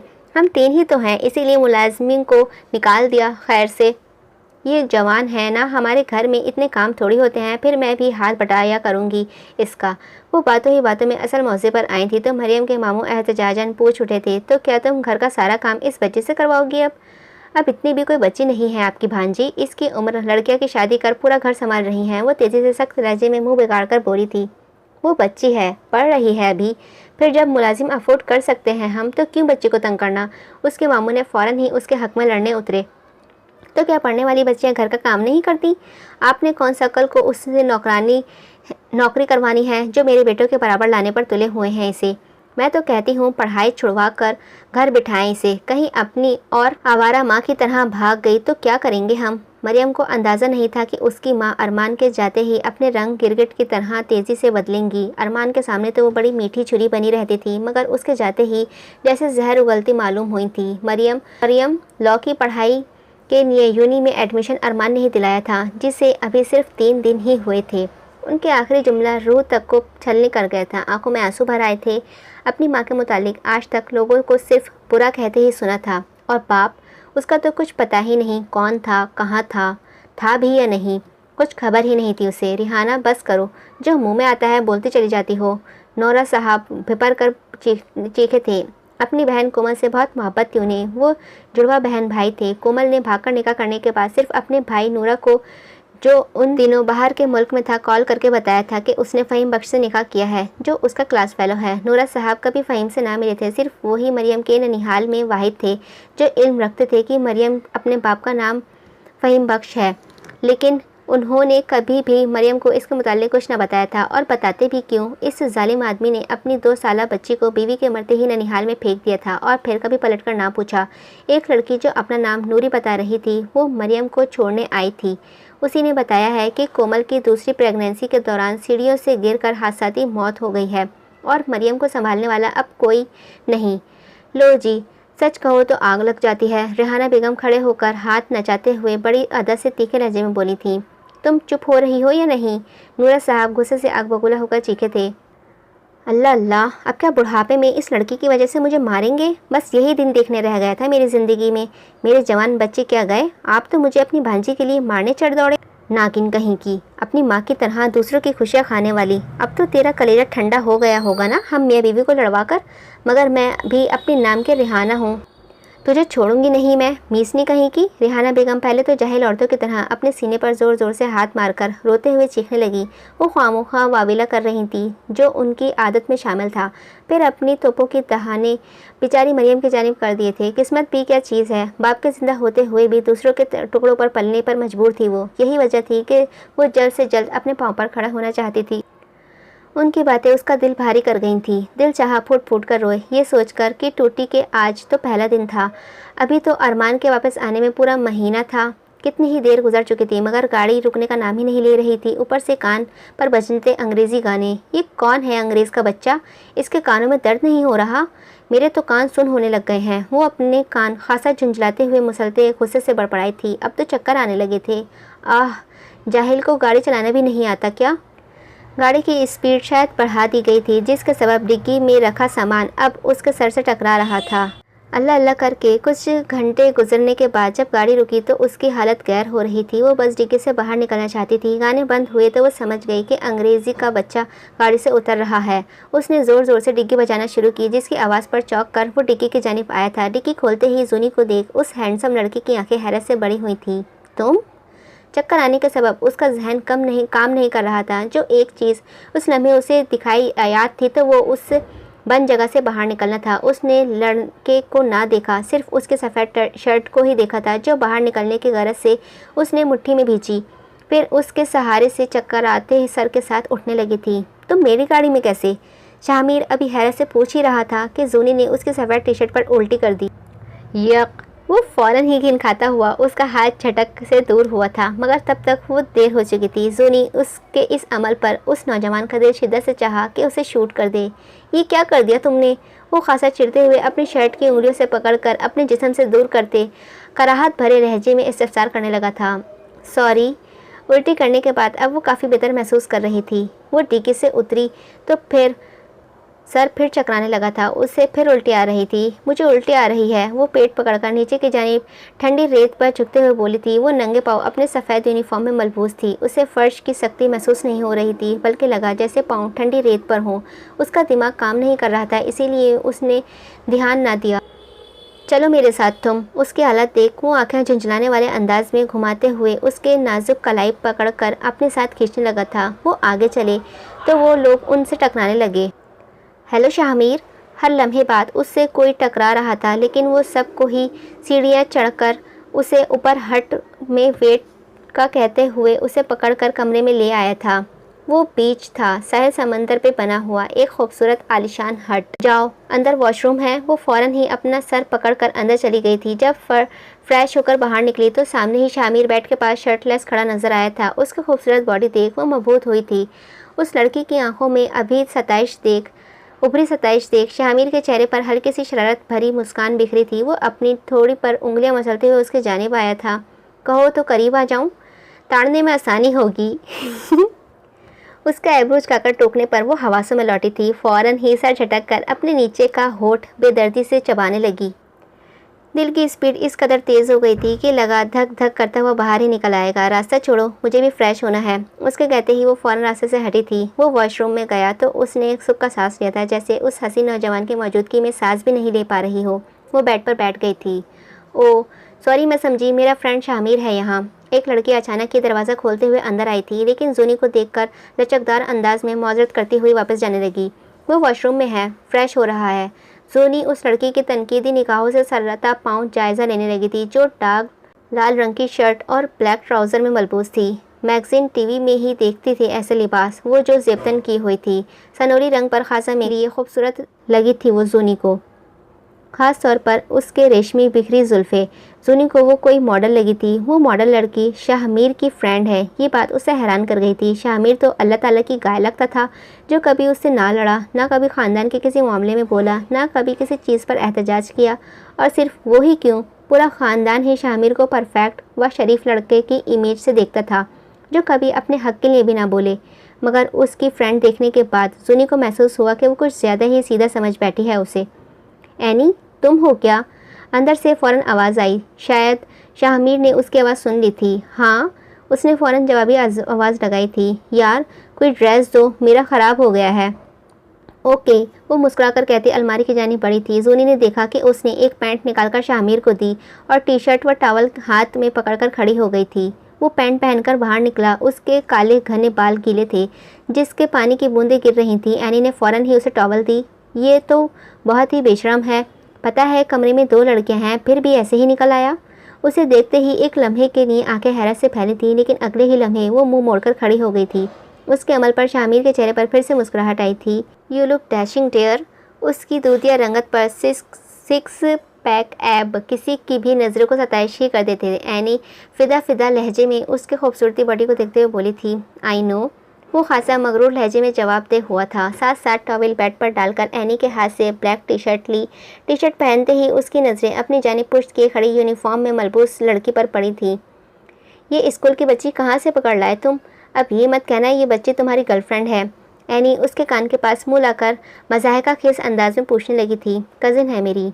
ओह, पहली बार तुम अपनी किसी रिश्तेदार को पार्टी में लाए हो? वो मुस्कुराते हुए बोली थी, जिसके जवाब में वो फ़कत मुस्कुरा दिया। क्या बताता कि वो नहीं लाया? ये आफत खुद ही टिक्की में बैठकर उसके साथ आ गई है। ओए नीचे आ जा यार, सब इंतज़ार कर रहे हैं तेरा। एक लड़का तेज़ी से आकर बोला था। आ रहा हूँ, वो मुस्कुराकर कहता जूनी को देखने लगा था। इसका क्या करूँ अब? पहली बार ज़िंदगी में किसी की फ़िक्र लाहक हुई थी। पहली बार एहसास ज़िम्मेदार ही हुआ। एनी, इसका ख्याल रखना, ओके? ओके डियर, वो फ़ौरन ही मुस्कुराते हुए बोली थी। उसके जाते ही एनी उसका यूनिफॉर्म में मौजूद लड़की को तनकीदी निगाहों से देखने लगी थी। वो यूनी के चार्मिंग हीरो शामिर बख्श चौधरी की कज़िन है। ये बात कबूल करना बहुत मुश्किल था उसके लिए। वो गया। अब तुम मुड़ सकती हो। वैसे तुम्हारा नाम? उसके कहते ही जूनी ने मुड़कर उसे देखा था। शामिर अब कमरे में मौजूद ना था। जुनाइशा, प्यार से जूनी बुलाते हैं। Oh nice name. वैसे तुम पार्टी में स्कूल यूनिफॉर्म में क्यों आई हो?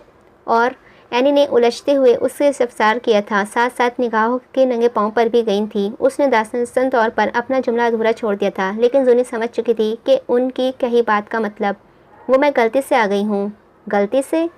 हाँ, फ़िलहाल हम इस वक्त कहाँ हैं? वो अनजाने लहजे में पूरे कमरे में नज़र दौड़ाते हुए पूछने लगी थी। वहाँ खासा तेज़ हवा चल रही थी जो बहुत तरोताज़ा कर देने वाली थी।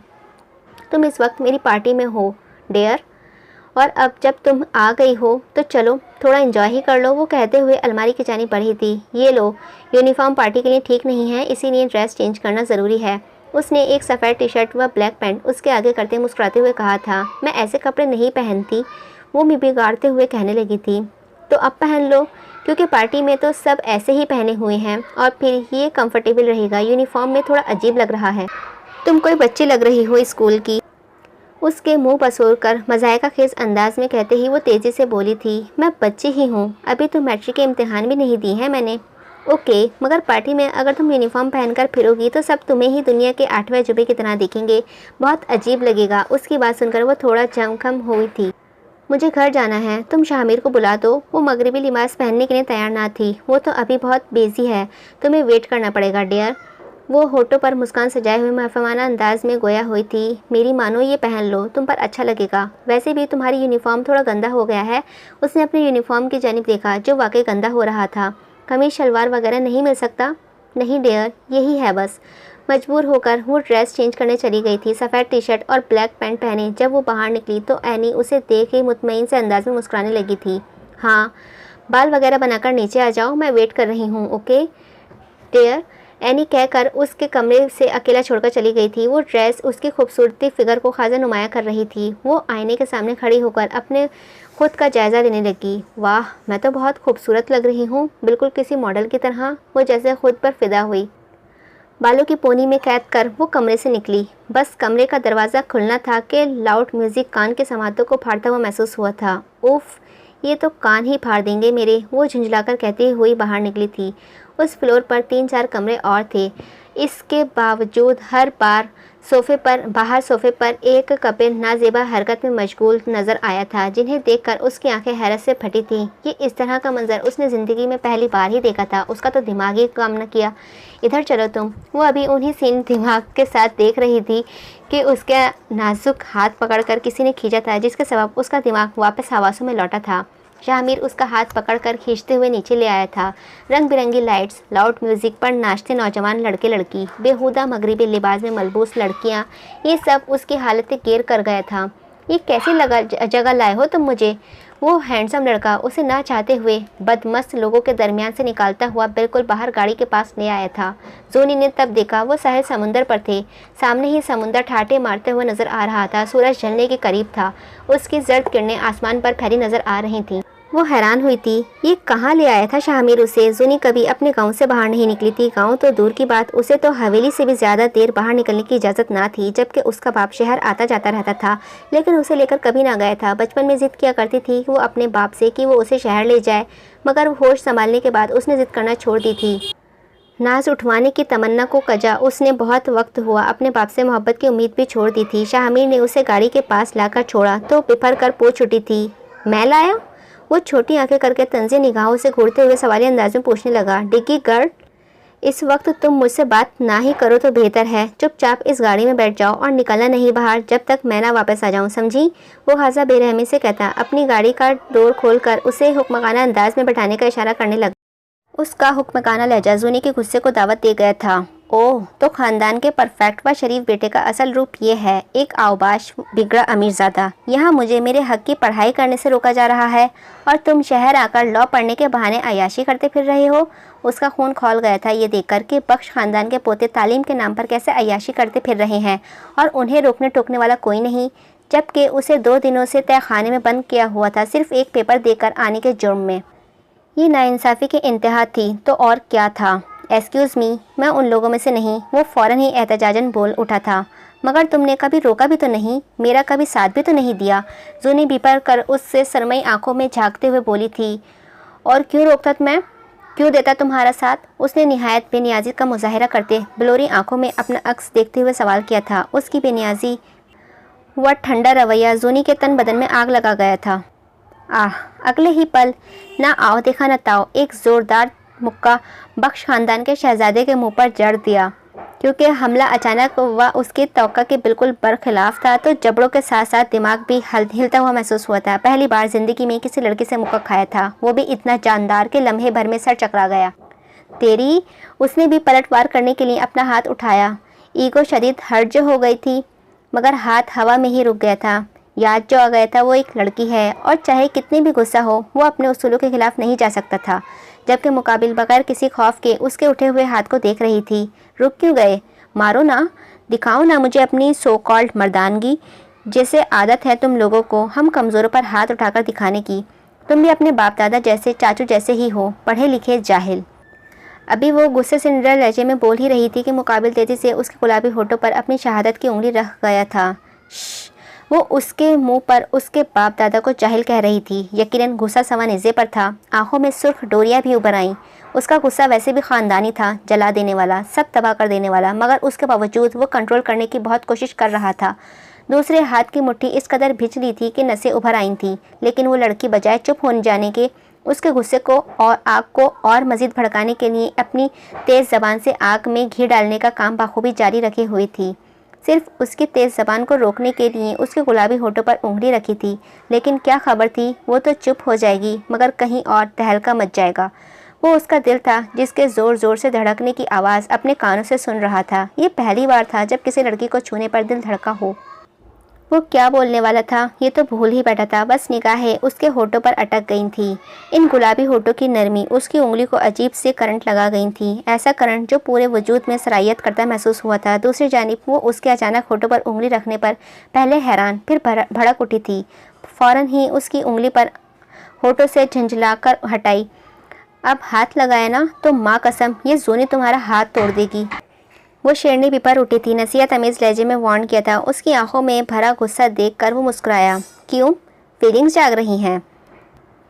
कोई नई बात नहीं है, हर लड़की का मेरे नज़दीक यही हाल होता है। वो खासा मगरूर लहजे में स्मार्ट मुस्कुराहट चेहरे पर सजाए हुए उसकी मगरूरियत देख मुकाबिल तिलमिला उठी थी। जोनी ने महसूस किया वो निहायत खुद पसंद मर्दों में से है।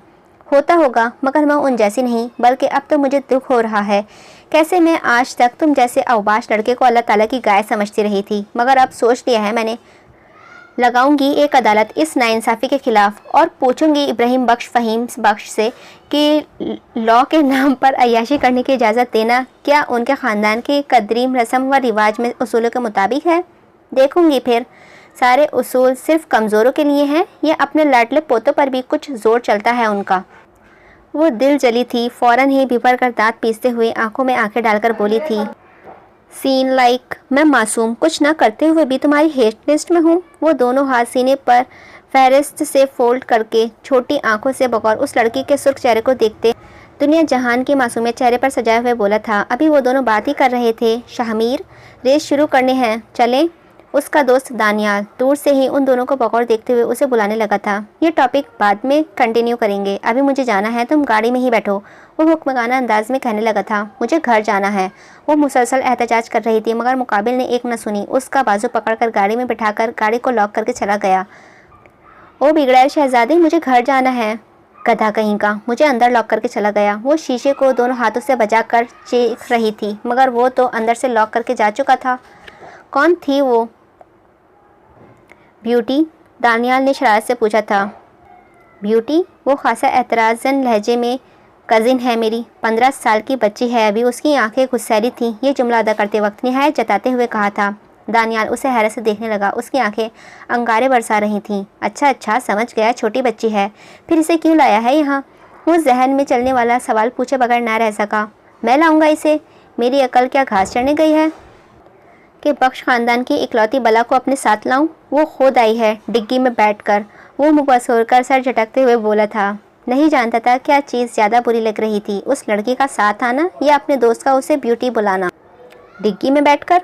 वाकई उसका हैरत के मारे मुंह खोला था कि वो लड़की घंटों की मसाफत तय करके गाड़ी की डिग्गी में बैठकर आई है। जब काफ़ी देर गुजर गई और वो चीख चीखकर निढाल हो गई तो खामोश होकर डैशबोर्ड पर अपने पाँव रखकर सीट के कंफर्टेबल करके आंखें मूंद ली थी, लेकिन भूख के सबब नींद भी नहीं आई। आंखें खोली तो सूरज आखिरी सलाम दे रहा था। ऐसा मंजर ज़िंदगी में पहली बार देखा था उसने। निहायत दिलकश व रूह को ताजगी देने वाला मंजर लगा था ये। मुकम्मल सूरज डूबने तक खुशी से गाड़ी में बैठी रही। जैसे ही सूरज डूबा वहाँ सफ़ेद लाइट्स ऑन हो गई थी। साथ साथ उसने काफ़ी दूर से कार रेस लगती देखी थी। उसे भूख लग रही थी। भूख हर गुजरते लम्हे साथ शदीद होती जा रही थी। वो दुनिया का हर सितम बर्दाश्त कर सकती थी मगर भूख नहीं। उसके हाथ पांव कँपाने लग जाते थे अगर वक्त पर खाना ना मिले। ये अंग्रेज़ की औलाद, गधे का बच्चा, इसे कोई एहसास है या नहीं? आखिर बख्श ख़ानदान का पोता है। मुझे इस गाड़ी में बंद करके चला गया है, अब मैं क्या करूं? वो फिर से खिड़की पर हाथ मारकर बजाने लगी थी मगर वहाँ कोई ना था जो उसकी आवाज़ सुनता। उसका भूख के सबब अब कलेजा खींचने लगा था। जब किसी ने मदद की पुकार ना सुनी तो कोई चीज़ ढूंढने लगी जिसकी मदद से गाड़ी से बाहर निकल सके। चूहे ज़ोर शोर से पेट में चौकड़ी मचा रहे थे जिसके सबब दिमाग मफलूज होता जा रहा था और शदीद गुस्सा आने लगा था। बहुत हो गया, ये कहते ही उसने डैशबोर्ड पर रखा शीशे का परफ्यूम उठाकर ज़ोर से डोर के शीशे पर दे मारा और ख़ुद नीचे की जानिब झुक गई जिसके सबब शीशा धमाके से टूटा था। शुक्र। वो टूटे हुए शीशे से बाहर निकलकर गाड़ी की छत पर खड़ी हुई, फिर स्लाइड्स की तरह उस पर से फिसलकर नीचे उतरी थी। अरे तुम कहाँ गायब हो गई थी? एनी, जो उसे जूस पीते हुए देख रही थी, तेज़ी से उसके पास आकर फिक्रमंद लहजे में इस्तफसार करने लगी थी। और ये तुम्हारे हाथों पर खून कैसे लगा? गाड़ी से निकलते वक्त कुछ कांच के टुकड़े उसके हाथों में चुभ गए थे, लेकिन भूख की शिद्दत के सबब उसका दिमाग काम ही नहीं कर रहा था, इसीलिए उसे तकलीफ़ का एहसास न हुआ। वो बीच हट में दाखिल हुई जहाँ पहले की तरह लड़के लड़कियाँ दुनिया जहान से बेखबर चिपक कर नाचते हुए नजर आ रहे थे। उसके पास वो वेटर जूस के गिलास लेकर गुजरने ही लगा था जिसे उसने रोककर धड़ाधड़ जूस के गिलास पीना शुरू कर दिए थे। वो गधा कहाँ है? उसकी बात को सुनकर इग्नोर करते दांत पीसते हुए पूछा था। कौन? मुकाबिल ना समझी से शाहमीर गधा खासा तपे लहजे में अपनी मुराद वाज़ा की थी, जिस पर मुकाबिल हैरत से उसे चेहरा तकने लगी थी। तुम पहली हो जो उसे गधा कह रही हो, वरना लड़कियां अपनी जान कहती हैं उसे, एनी ने खासा जताते हुए कहा था, जिस पर वह मुंह बसोड़ते हुए तेजी से बोली थी। अंधी होंगी सारी। ओह, तुम बच्ची तो बड़ी गर्म मिजाज हो, थोड़ा कूल हो जाओ। चलो बाहर चलते हैं, वैसे भी बाहर रेस हो रही है। रेस को मारो गोली। क्या तुम्हारी पार्टी में इस बेजायका जूस के अलावा कुछ नहीं मिलेगा? वो तेज़ी से मुंह बिगाड़ कर सारा जूस एक सांस में ही गले में उतारते हुए बोली थी। क्यों नहीं मिलेगा भाई, रुको, मैं वेटर से कहती हूँ। वो मुस्कुराकर मेहमान नवाज बनते हुए बोली थी। ज़रा जल्दी, भूख के मारे जान निकल रही है मेरी। अच्छा। वो वहाँ मौजूद और लड़कियों की तरह नज़ाकतों का मुजाहरा नहीं कर रही थी। उसने प्लेट भरकर बारबेक्यू निकाला था और साइड में बैठकर खाना शुरू हो चुकी थी। अभी वो खाना खा ही रही थी कि उसने एक लड़की को अपने बराबर वाले सोफे पर नीम बेहोश की हालत में लेटते हुए देखा था। कितने मज़े का एहसास है ये। वो ठंडी आ भरकर आंखें मूंदते हुए बोली थी। जूनी उसे उलझी निगाहों से देखने लगी थी। फिर निगाह सामने की जानिब गई, जहाँ 3-4 लड़कियों को एक साथ बैठकर पाइप नुमा चीज़ को मुंह में ले जाकर हुक्के की तरह पीते और फिर मुंह से धुएं निकालते देखा था। शायद ये हुक्के की तरह है। उन्हें हवाओं में धुआं तहलील करते देखकर वो मुंह में कराहत के साथ बड़बड़ाई थी। उसने पहली बार लड़कियों को शीशा नोशी करते हुए देखा था। मज़ीद खाना कंटिन्यू रखना मुमकिन ना था। उसे कराहत महसूस होने लग गई थी। वो उठकर ताज़ी हवा खाने के वास लाउड म्यूज़िक से निजात के लिए बाहर आ गई थी। बाहर आई तो रेस स्टार्ट थी। काफ़ी हुजूम जमा था लड़के लड़कियों का, जो शामिर के नाम ले लेकर चीयरअप कर रहे थे। ये सब शामिर शामिर क्यों कर रहे हैं? वो नासमझी से बराबर खड़े लड़के से पूछने लगी थी। वो मुड़ा तो अपने बराबर में जूनी को देखकर मुस्कुराया, क्योंकि वो हमेशा से विनर रहा है इस रेस का। वो मुस्कुराते हुए फ़ख्रे अंदाज में बताने लगा, अंधों में काना राजा। वो तंज के बगैर ना रह सकी, जिसे सुन दानियाल की मुस्कुराहट मज़ीद गहरी हुई थी। तुम शामिर की कज़िन हो ना? उसने अंदाज़ा लगाने से वाले तर्ज में इस्तफसार किया था। बदकिस्मती से वो इस बात में सर हिलाकर मुंह बसोड़ते हुए दानियाल उसे मुंह बसोड़ते देखकर फिर मुस्कुराया था। बहुत ही क्यूट लगी थी उसे वो, जो दूसरी लड़कियों से कदरे मुख्तलिफ। उसी लम्हे रेस लगाते हुए शामिर की निगाहें जूनी पर पड़ी, जो दानियाल के साथ बातें करती नजर आ रही थी। दिल में जैसे आग लगी थी। उसका सारा ध्यान अपनी रेस से हटकर जूनी पर मरकूज हो गया। ये शामिर को क्या हुआ है? इसकी गाड़ी अचानक स्लो क्यों हो गई? शामिर की गाड़ी पर पैसा लगाए हुए लोग परेशान होकर एक दूसरे से पूछने लगे थे। वो आज तक कोई रेस नहीं हारा था, तभी उस पर सबसे ज़्यादा बोली लगी हुई थी। उसे क्या हुआ है अचानक? दानियाल भी फिक्रमंद होकर उसकी स्लो गाड़ी की जानिब देखते हुए, उफ, ध्यान लगाओ शामिर। उसने एकदम अपना सर झटका और पहले से ज़्यादा तेज़ रफ्तार के साथ गाड़ी भगाना स्टार्ट की थी। उसकी गाड़ी हवाओं से बातें कर रही थी। चीते की स्पीड से वो अपने मुखालिफ रेसर तक पहुंचा था। जब दोनों की गाड़ी बराबर हुई तो शामिर ने उसे देखा। एक आंख दबाकर मगरूर फातिहाना अंदाज में मुस्कुराया, जैसे उसके लिए ये रेस बच्चों का खेल हो, जिसे वो जब चाहे सर कर ले। वो तो बस उसे खुश कर रहा था आगे जाने देकर। उसकी मुस्कुराहट ने मुकाबिल को चलाकर रख दिया था। उसने दांत पीसते हुए स्पीड बढ़ाई, लेकिन शामिर के मुखालिफ के देखते ही बिजली की मांद आगे निकल गया था। यस, बाहर पार की तरह जीत उसकी ही हुई थी। वो कार से बाहर निकला तो एक के बाद एक शख्स उससे गले मिलने लगा था। ये मक्खियाँ हर वक्त शहद पर ऐसे ही छाई रहती हैं? जूनी की आंखें हैरत से बाहर उबल आने को थीं। शामिर से एक के बाद एक लड़की को धड़ल्ले से गले मिलते देखकर, फिर उस पर बिगड़ाए शहजादे की फिराक दिली का मुजाहिरा भी कमाल था। हर एक के ऐसे गले लग रहा था जैसे दुनिया में सबसे प्यारी वही हो उसे।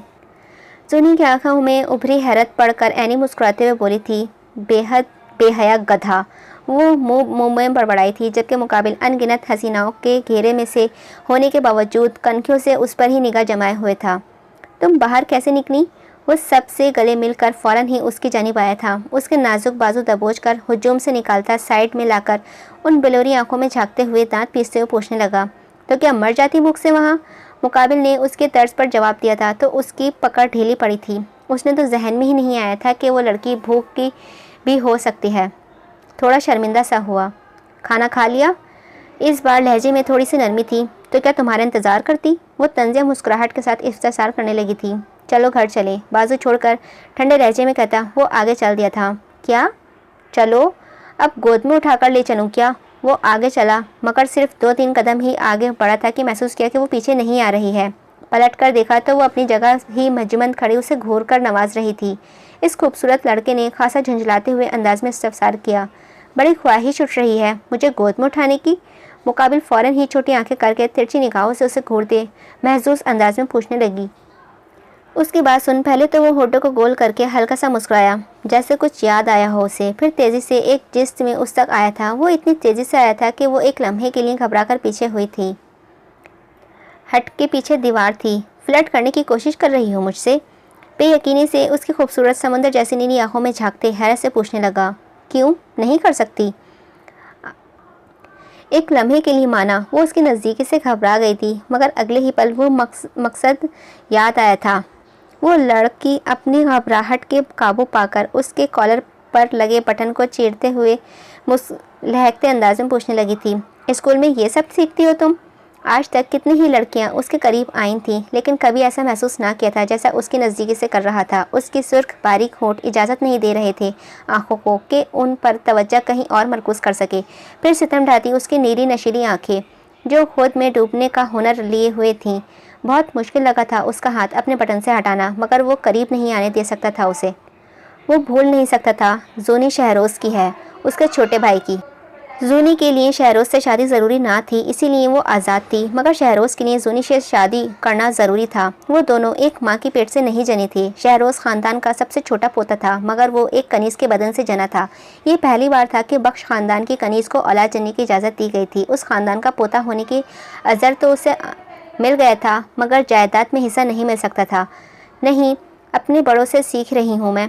वो आंखें टिमटिमाते हुए मुस्कुराकर बोली थी। यकीनन उसका माफ़माना दिया इशारा उसी के जानिब था, और मुकाबिल ये बात बखूबी समझ भी चुका था।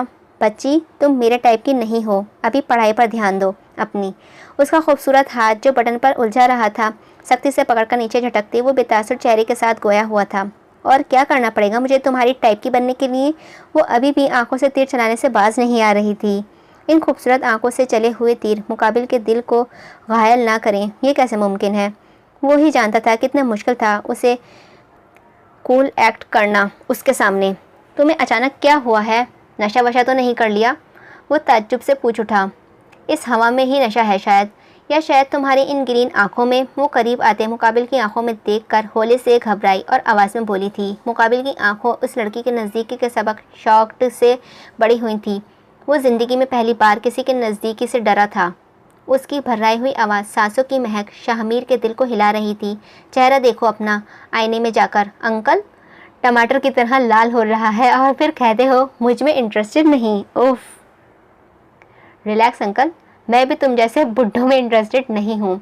फटी आंखें, गहरी होते सांस, दांतों तले बेदर्दी से चबाते हुए पेशानी पर चमकते पसीना। उसकी हालत आजवाज खुद बता रही थी कि वो किस कदर इंटरेस्टेड हो चुका है।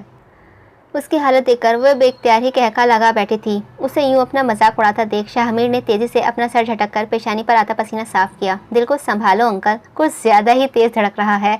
उसके दिल के मुकाम पर अपना हाथ रखकर इस्तेज़ा अंदाज में कहती वो आगे बढ़ गई थी। शाहमीर उसे बला को देखता रह गया था जो चंद लम्हों में ही उसके दिल को हिलाकर चली गई थी। अंकल अब चलो भी, मैं नहीं चाहती कि हवेली के लोग समझें कि मैं भाग गई और ख्वामोखा ही ड्रामा हो। वो पीछे पलटी तो वो उसे भी अपने दिल के मुकाम पर हाथ रखे खड़ा था। ना जाने किन सोचों में मगन था जो वो बुलंद आवाज़ लगाकर उसे खुद की जानिब मतवज्जा करके संजीदगी से गोया हुई थी। वो खासा मुंह बिगाड़ कर अपनी आंखें घुमाते हुए उसकी ज़ात से अपने आजिज़ आ जाने का मुजाहरा कर रहा था, जिसे जूनी ने मुकम्मल इग्नोर किया। दोबारा अंकल कहा ना तो देखना फिर। पास से गुजरते एक लम्हे के लिए उसके पास रोककर वो खासा दांत पीसते हुए धमकी आमेज लहजे में वार्निंग देकर आगे बढ़ गया, जबकि वो मुंह पर हाथ रखकर हंसते हुए उसके पीछे आई। अपनी गाड़ी का टैटू टूटा शीशा देखकर उसका दिल बाहर आने को था। ये क्या किया है तुमने?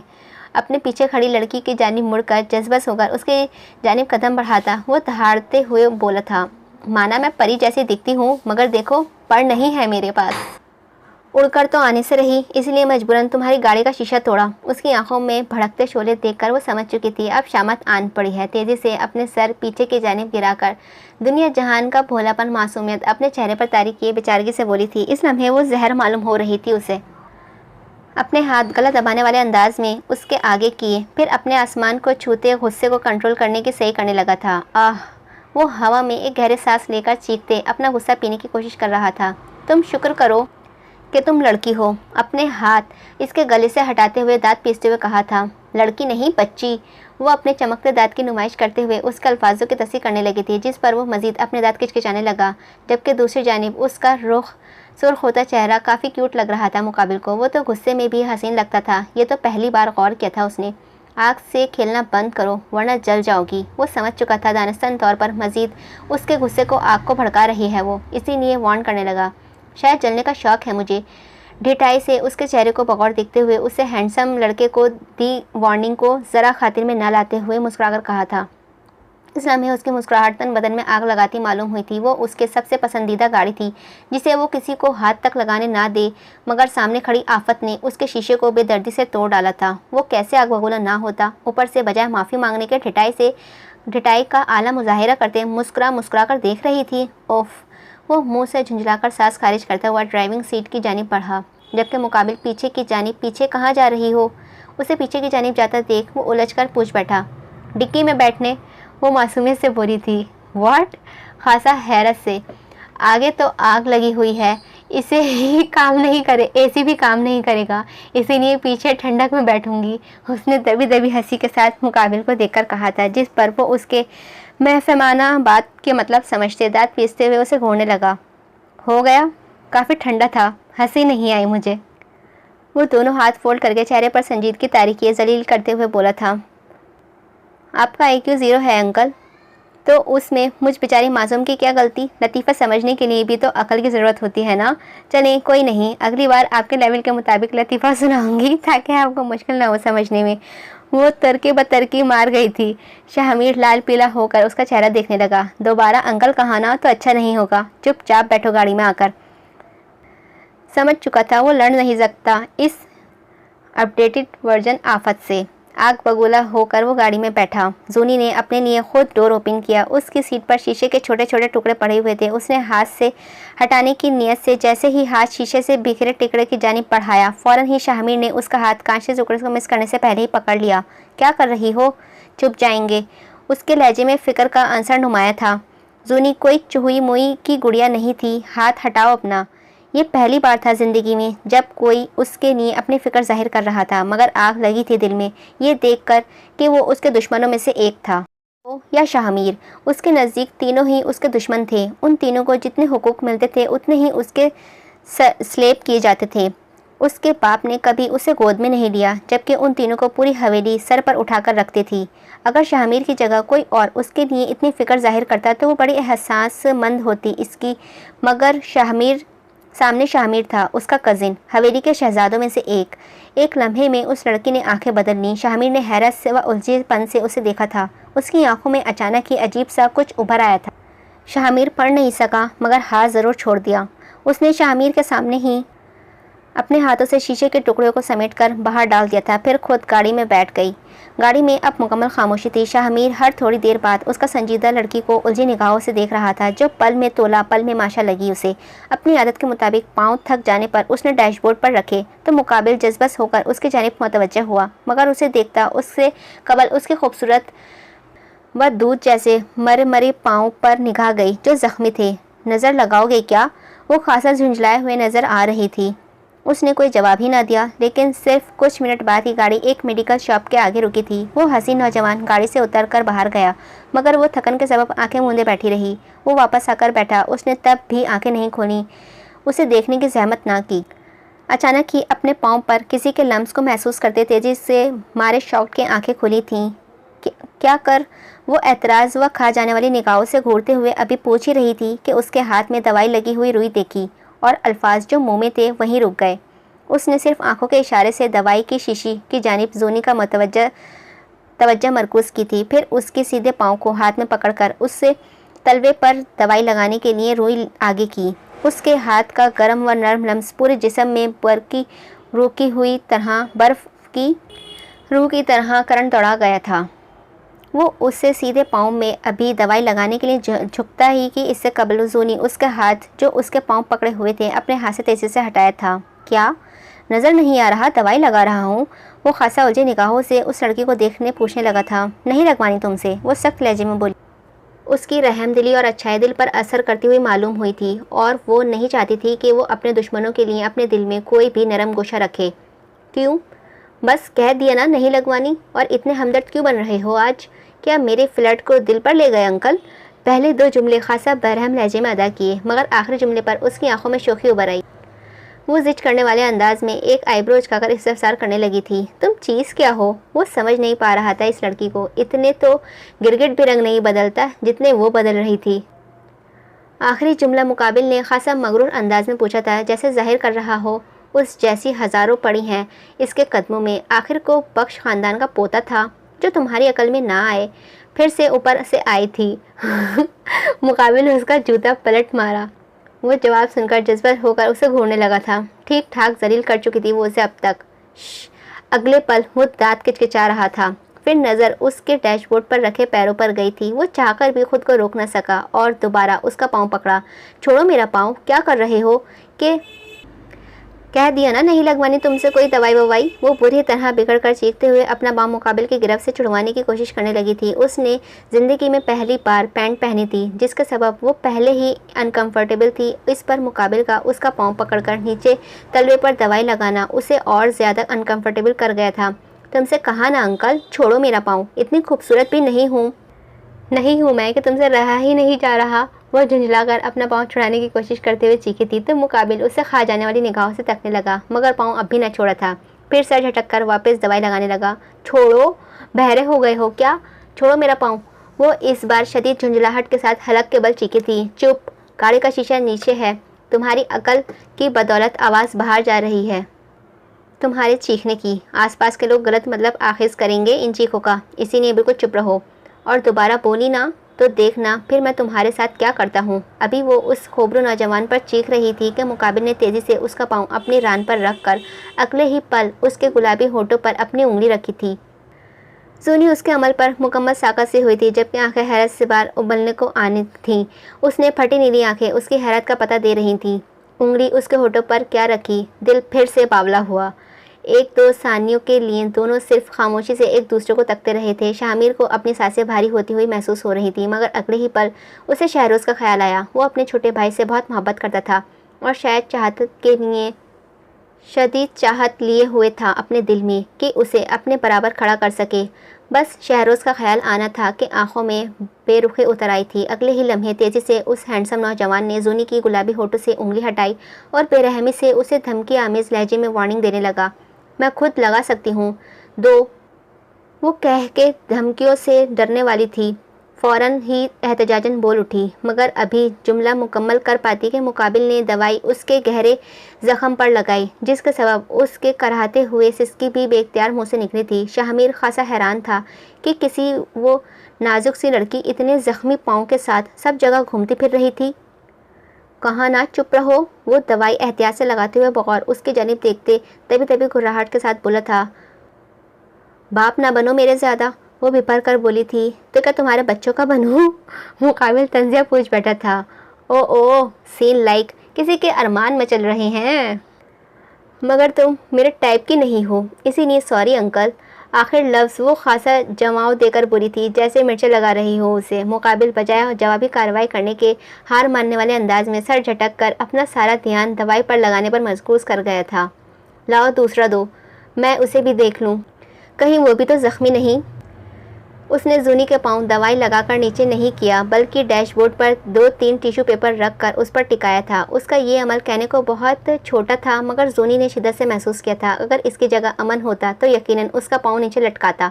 वो बहुत नरमी से दूसरा पाँव मायने ना करके लिए मांगने लगा था, जैसे कोई डॉक्टर या ताबियत हो। नहीं, बहुत शुक्रिया आपका अंकल, मगर मेरा दूसरा पाँव बिल्कुल ठीक है। वो मसनूई मुस्कान चेहरे पर सजाए खासा झुंझलाते हुए लहजे में जवाबदा हुई थी। दानस्तन तौर पर जिद करने के लिए अंकल जैसा लफ्ज़ इस्तेमाल मुकाबिल जैसे हैंडसम पर पर्सनैलिटी के लिए किया।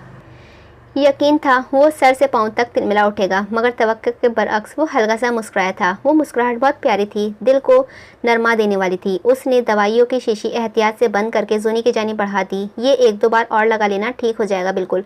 मगर मुकाबिल ने हाथ आगे ना बढ़ाया लेने के लिए। ये देख उसने डैशबोर्ड का बॉक्स खोल कर उसमें रख दी थी। जब गए रही थी तो पानी भी ले आती, जब गए ही थे तो पानी भी ले आते, इतनी प्यास लग रही है।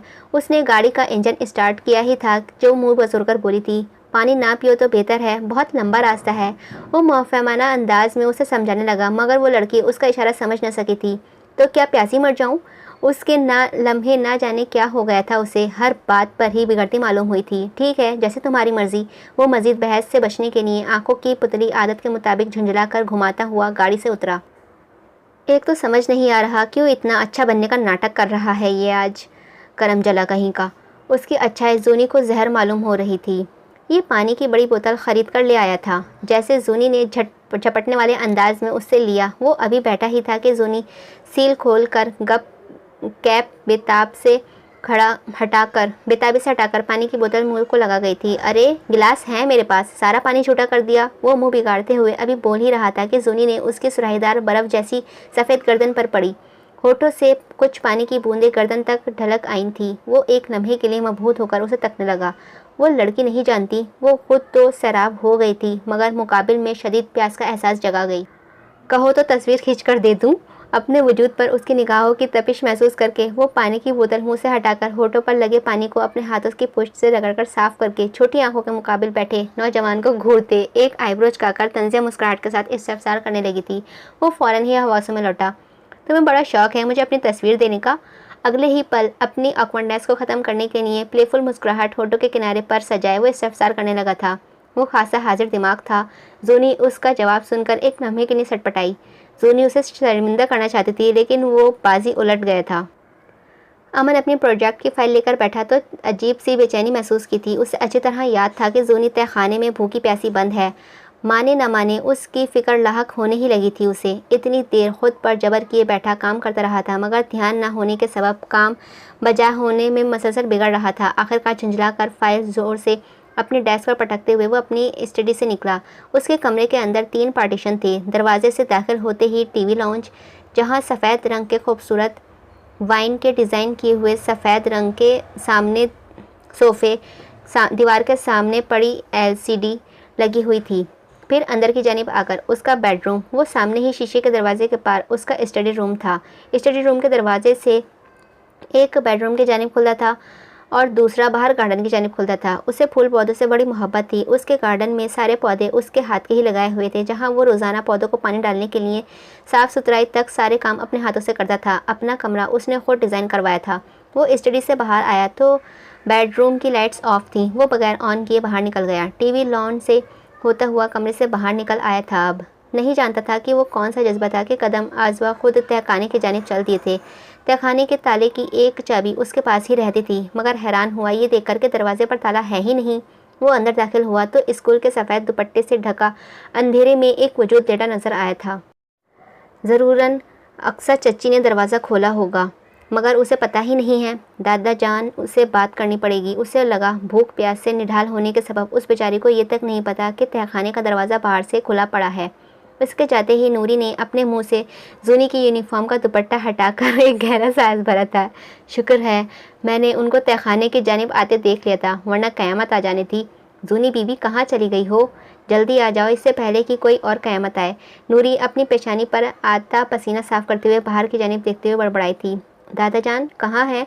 वो बाहर के गार्डन में आया तो उसके वालिद, वालिदा, दादी तीनों एक साथ बैठकर कोई सीरियस टॉपिक पर बात करने में मगन नज़र आए थे, लेकिन उसके करीब आते ही तीनों खामोश हो गए थे। मगर उसने ज़्यादा ध्यान न दिया था। उसकी तवज्जो इस वक्त कहीं और ही मरकूज़ थी।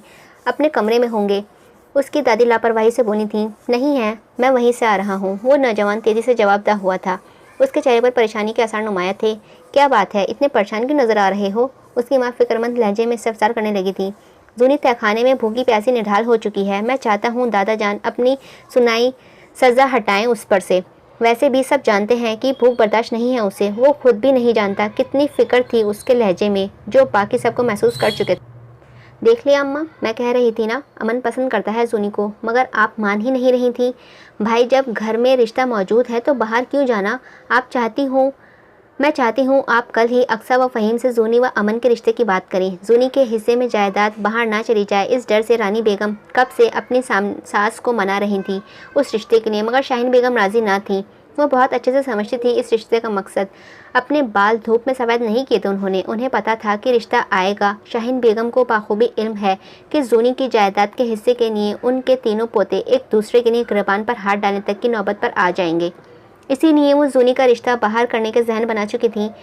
उन्हें अपने तीनों ही पोते बड़े प्यारे थे और वो नहीं चाहती थी कि इस करमजरी के पीछे उनके शहजादे दस्ते गिरेबां हों। इसीलिए वो रानी बेगम को साफ इनकार कर चुकी थी, मगर रानी बेगम भी कहाँ पीछे हटने वाली थी। आखिर को अरबों खरबों की जायदाद का सवाल था। वो बहन के तौर पर फिक्र कर रहा है। हद करती हो रानी तुम भी।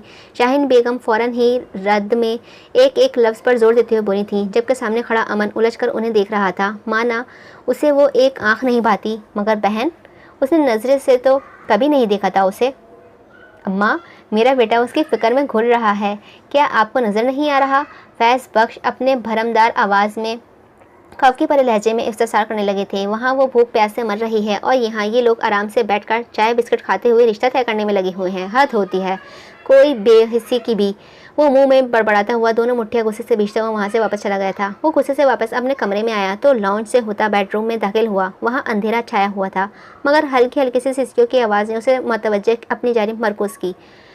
उसने फ़ौरन ही लाइट्स ऑन की तो ज़मीन पर काली चादर में लिपटा नाजुक सा रपा खुद में सिमटा नजर आया था। लाइट्स ऑन होने पर उसने चौंक कर नजर उठाई। अमन व उसकी आंखें मिली।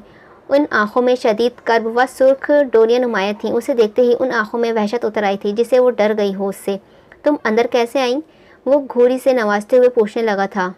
वो इतना डरी हुई थी कि अल्फाज साथ ही नहीं दे रहे थे। चादर के पल्लू में क्या बंधा है? अमन की नज़रें उसकी चादर के किनारे पर गई थी, जहाँ गिरहबंदी नज़र आ रही थी। चादर में कुछ साथ लाई थी क्या वो लड़की अपने? कुछ नहीं। वो नफ़ी में सर हिलाते हुए तेज़ी से गिर रही थी। साइड को मिट्टी में भी गिराह वाली साइड को मिट्टी में भींचते हुए बोली थी। वो डरी सहमी सही, मगर अमन को मगर मासूमियत का नाटक गुमान कर ज़्यादा तवज्जो ना दी। जो लड़की अपने माँ बाप को गाँव को धोखा देकर अपने यार के साथ भागी, मासूम हो, ये कैसे मुमकिन है? अमन यही सोचकर होठ सुकेड़कर बगौर उसे देखने लगा था। वो उसकी कनीज़ थी जो चाहे कर सकता था सज़ा देने के लिए। अपने कदम उस नाजुक सी लड़की के जानिब बढ़ाने लगा तो वो डरकर पीछे होने लगी थी। मेरी किसी चीज़ को अपने गंदे हाथों से छूना मत, समझी? वो पीछे की जानिब डरते हुए कदम ले रही थी। जितने वो कदम लेती दूरी बढ़ाने के लिए, उतने ही अमन करीब आता जाता था। अचानक पीछे रास्ता ख़त्म हुआ। वो अपने बेड पर गिरने लगी। अभी वो गिरती कि फुर्ती से अमन उसका बाजू थाम कर उसे सीधा खड़ा कर गया था। उसकी सांसें मारे खौफ के गहरी होती जा रही थी। उसने अपनी चादर को मजबूती से मुट्ठी में भींचा। उसे लगा वो हाथ लगाएगा तो पत्थर की बन जाएगी, इतना खौफजदा थी उससे। अगले ही पल उसकी ठोड़ी पकड़कर ऊंची करके अपनी आंखों में झांकने पर मजबूर करते सख्ती से हुक्म सादर किया था। कान खोल कर सुन लो, तुम्हारी हदूद सिर्फ मेरे कमरे से लाउंज तक है। इससे आगे तुम्हें जाने की इजाज़त नहीं है। इसका नाजुक वजूद अमन के सर्द महरी देखकर मज़ीद लरज़ने लगा था। पहली बार नहीं देख रही थी उसे। इससे पहले भी एक दो बार स्कूल से आते जाते वक्त देखा था, लेकिन तब वो खूबसूरत लगा था। और आज तो मानो उसकी वो खूबसूरती गायब ही हो गई थी। वो सिर्फ जल्लाद मालूम हो रहा था। वो भूली नहीं थी, यही वो जल्लाद था जिसने राफ़े के पास नहीं जाने दिया था उसे। दूसरा, नज़रें नीचे रखोगी मेरे सामने तुम। अमन ने अभी उसे पहला रूल समझाया ही था कि उसके मासूम आंखों से नज़रें मिली। उसकी भीगी पलकें, उनमें झलकती मासूमियत अमन को एक लम्हे के लिए साकत कर गई थी। भला एक बदकिरदार लड़की की आंखें इतनी मासूम कैसे? वो यही सोचकर उलझा था। फ़ौरन उठो ठोड़ी से अपनी उंगलियां उठाते हुए एकदम पीछे हटकर बरहमी से दूसरा हुक्म सादर किया था। वो नज़र झुकाकर असबात में सर हिलाने लगी थी। चादर हटाओ अपनी। वो बगौर उसके वजूद को तकते जब अमन से सख्ती से कहा तो मुकाबिल को अपनी सांसें रुकती हुई मालूम हुई थी। एक अजीब सा तजस्सुस था उस लड़की को देखने का। आखिर ऐसा क्या ख़ास है इस लड़की में जो कोई खुशी खुशी इस पर अपनी जान लुटा गया? जान ले लें, वो रोते हुए बोली थी। मेरे किसी काम की नहीं, वो सपाट लहजे में जवाब आया था। तो निकाह कर लें, फ़ौरन ही रोते हुए दूसरी तजवीज़ दी थी। तुम जैसी से निकाह? उसकी ज़रूरत देख अमन को तो 240 वोल्ट का झटका लगा था। एक आम सी हवेली की लौंडी होकर हवेली के बड़े शहजादे से निकाह की ख्वाहिश जाहिर कर रही थी। ऐसा करने की तो कभी किसी लौंडी ने जरूरत ही नहीं की थी आज तक, जो वो नाजुक जान कर गई थी। अमन को यकीन आया था। अगले ही पल अपनी हैरत पर काबू पाते ही कारत भरे लहजे में गोया हुआ था, तो फिर फरार होने का रास्ता फराहम कर दे। जब दो तजवीज़ ना मानी तो फ़ौरन ही खुद उसे हराम ज़िंदगी से बचाने के लिए तीसरी तजवीज़ दी। ज़हनी तवाज़न ठीक नहीं लगता है तुम्हारा। लौंडी होकर अपने ही सरदार से फरार का रास्ता मांग रही हो। जेब से रूमाल निकालकर अपने हाथ साफ करते ताज्जुब से मुज़ाहिका खेस अंदाज में बोला था। उसका हाथ बिल्कुल साफ़ था। फिर वो साफ़ हाथों को रूमाल से रगड़ कर साफ़ क्यों कर रहा था? वो समझ न सकी। क्या इसलिए क्योंकि उसे छुआ था? तो फिर अभी वो चौथी तजवीज़ पेश करने ही लगी थी कि मुकाबिल का ज़ब्त जवाब दे गया था। शट अप, जितना कहा है उतना करो, चादर हटाओ, और अगर मुझे अपनी बात इस बार दोहरानी पड़ी तो अंजाम सोच लेना। इस बार वो धमकी अमीज़ लहजे में बोला था। गरजदार आवाज़ में दहाड़ा तो वो मज़ीद सहम कर उससे सर झुका गई थी। सर झुकाने का सबब चादर पीछे की जानिब ढलकने लगी। वो काली चादर सर से ढलक कर कंधों पर आन पहुंची थी, फिर कंधों से नीचे गिर गई थी। चादर के ढलकने के साथ साथ अमन की आंखें भी सफ़र कर रही थीं। अब वो उसके सामने खुले बाल, सुर्ख आंसू से तर चेहरे, ढीले ढाले आम से कपड़ों में खड़ी थी। उस लम्हे आफिया का शिद्दत से दिल चाहा कि खुद को आग लगा ले। अपने वजूद पर सरायत करती उसकी निगाहें बर्दाश्त नहीं हो रही थीं। लगा जैसे इंसान नहीं, कोई दुकान पर रखा शोपीस हो। जाओ मेरे लिए पानी लाओ। अमन को इसमें कुछ खास महसूस न हुआ, जबकि उसने बगौर सरता पाँव जायज़ा लिया था उसका। इतनी आम सी तो थी वो लड़की कि अगर उसकी कनीज ना होती तो शायद उसे देखना भी पसंद ना करता। वो तो इस काबिल भी न लगी कि निगाह भरकर देखे। इसके हुक्म देने के बावजूद वो अपनी जगह में मजमंद खड़ी रही थी। सुनती कम हो क्या, या हर बात दोहराने कोई क्यों पड़ती है तो मुझे। वो दांत पीसते हुए इस्तफसार करने लगा था। पानी कहाँ मिलेगा? वो क्या जाने इसके कमरे में कौन सी चीज़ कहाँ रखी है। वो बेचारी तो खुद भी भूखी प्यासी निढाल सी थी। अपने सूखे होठों पर ज़बान फेरते हुए वो डरे डरे लहजे में नज़र झुकाए हुए पूछने लगी थी, बाहर सोफे के पास फ्रिज रखा है, इसमें से ले आओ। ये तो पता है ना फ्रिज क्या होता है? आखिर सवाल पर झुंझला लहजे में पूछ रहा था। जी जी। वो इस बात में सर हिलाकर फ़ौरन पानी लेने गई थी। इसके जाते ही अमन ने चादर उठाई और उस पर बंधी हुई गिरह खोली। जैसे कि उम्मीद थी उसमें नीला तोता था, उसने देखकर भी अनदेखा कर दिया था। वापस गिरह बांधी और उन चादर में ज़मीन पर डाल दी थी। अभी आगे बढ़ता कि दिल अटका, जैसे कुछ गलत किया हो। ना जाने क्यों इस लड़की की चादर ज़मीन पर गवारा ना हुई थी दिल को। ओफ। झुंझलाकर वापस पलटते चादर उठाकर बेड पर डालकर चल दिया था। वो पानी लाई तो मुकाबिल स्टडी में जा चुका था। बगैर ज़्यादा सोचे समझे वो स्टडी में उसे पानी देने चली आई थी। तुमसे कहा है ना तुम्हारी हदूद लाउंज से रूम तक है, बगैर नॉक किए स्टडी में मुंह उठाए आई कैसे?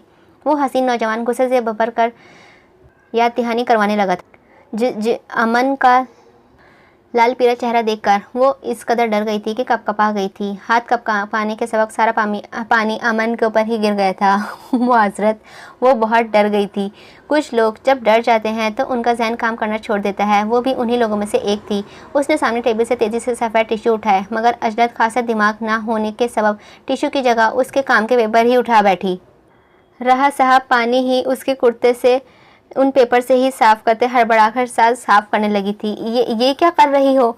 अमन का गुस्सा तो सवानिज़े पर पहुंच गया था। वो पहले ही काम नहीं कर पा रहा था और थोड़ा बहुत जो किया था उसने तो अब करते ही कुर्ते से साफ़ हो चुका था। गेट आउट, उससे पहले मैं कुछ कर बैठूं। वो खड़े होकर ज़ोर से दहाड़ा था, जिस पर वो बेचारी आंखों से गिरते हुए मोती अपने हाथों से पुष्ट से बेदर्दी से रगड़ते हुए तेज़ी से बाहर निकल गई थी। शिट। वो अपना सर दोनों हाथों में गिराकर शदीद गुस्से से चीखने लगा था। मुझे बैतुलखाना जाना है। वो कब से बर्दाश्त कर रही थी, मगर अब हद हुई थी कि उसे बर्दाश्त की। माना एक लड़के से बोलने के लिए शदीद झेप आ रही थी, मगर अब हालत इतनी गैर हो चुकी थी कि मजबूरन बोलना ही पड़ा था। क्या? गाड़ी में चलने वाले लाउड म्यूज़िक के सबब वो सुन नहीं सका था। मैंने कहा मुझे बैतुलखला जाना है। म्यूज़िक झुंझलाकर बंद करते हुए तेज़ी से बोली थी। अब मैं इस पहाड़ी इलाके में वॉशरूम कहाँ ढूंढूं तुम्हारे लिए? सब्र करो, वो बेजारी से कहता हुआ वापस म्यूज़िक ऑन कर गया था। सब्र नहीं कर सकती, प्लीज़ कुछ करो। दोबारा म्यूज़िक बंद करके वो मुकाबिल की जानिब देख मिन्नती आवाज़ में बोली थी। कहा था पानी मत पियो। वो हैंडसम लड़का बरहमी से बोला। अरे लेक्चर बाद में दे लेना अंकल, अभी गाड़ी रोको। वो एक पाँव को दूसरे पाँव पर रखकर भीजते कोफ्त भरे लहजे में अजरत से बोली थी। ओफ, थोड़ा वेट करो, इन पहाड़ों से निकलते हैं तो देखते हैं, उसके अलावा मैं कुछ नहीं कर सकता। उसकी बात सुनकर वो सेट से टेक लगाकर दोनों होठों को एक दूसरे से रगड़ने लगी थी। उसकी पेशानी पर पसीने चमकने लगे थे। तुम या कुद्दूस पढ़ती रहो, सफ़र के दौरान पढ़ने से आसानी होती है। मैं अक्सर सफ़र करता हूँ तो यही पढ़ता हूँ। अगर वॉशरूम की हाजत सफ़र के दौरान लाहिक हो जाए, बहुत मदद मिलती है। उसके बताते ही जुनी फ़ौरन या कुद्दूस का वेट करने लगी थी। कुछ ही लम्हों में जैसे सुकून आ गया हो जिस्म को। अब वो कुछ देर तक रुक सकती थी, लेकिन उसने विर्द न रोका था। मगर शामिर जैसे अय्याश लड़के को अल्लाह वाली बातें भी आती हैं, ये बात उसे हैरान कर गई थी। और कितने रंग थे उस लड़के के, वो कितनी गहराइयाँ थी उसमें। तकरीबन 1 घंटे बाद गाड़ी पेट्रोल पंप पर रुकी। पहाड़ी इलाका अब ख़त्म हो चुका था। साथ चलो, उसे नहीं पता क्यों, मगर जूनी वो पहली लड़की थी जिसकी फ़िक्र थी उसे। साथ चलूँ? उसे पता नहीं क्यों, मगर जूनी वो पहली लड़की थी जिसे फ़िक्र थी उसे। ज़रूरत नहीं है, वो तेज़ी से कहकर गाड़ी से उतरकर चली गई थी। उसका इनकार करने के बावजूद भी दिल मुतमईन नहीं हुआ था। वो लड़की है, मेरे ख़ानदान की इज़्ज़त, मैं उसे अकेले नहीं छोड़ सकता, वो भी सुनसान जगह पर। जैसा ख़ुद को मुतमईन कर रहा था, यह बताकर कि उसकी फ़िक्र की वाहिद वजह ख़ानदान की बेटी होना और कुछ नहीं है। वो उसके मना करने के बावजूद भी वॉशरूम की लकड़ी के दरवाजे से बाहर पहरेदार बना हुआ खड़ा हुआ था। जूनी बाहर निकली तो उस नौजवान को अपने बिल्कुल सामने खड़ा देखकर बहुत ही अनकंफर्टेबल हुई थी। वॉशरूम साफ़ है? अपनी झिझक मिटाने के लिए वॉशरूम शाहमीर ने तेज़ी से सवाल किया था। वो नहीं जानती शाहमीर भी इतना ही झेप गया था जितना वो, मगर उसने जाहिर ना किया। हाँ बस ठीक है, तुम्हें भी जाना है क्या? क्यों, मैं इंसान नहीं हूँ? मुझे हाजत नहीं हो सकती क्या? वो कहकर तेज़ी से अंदर चला गया। जूनी आहिस्ते से पास पड़ी रखी बाल्टी की जानी बढ़ी। लाओ मैं धुलवा दूँ, ये लो साबुन। जूनी की मुश्किल पेश आ रही थी, ये देख वो खुद मदद की ऑफ़र करने लगा था। साथ साथ अपनी जेब से छोटा सा साबुन निकालकर उसके आगे किया। शुक्रिया अंकल।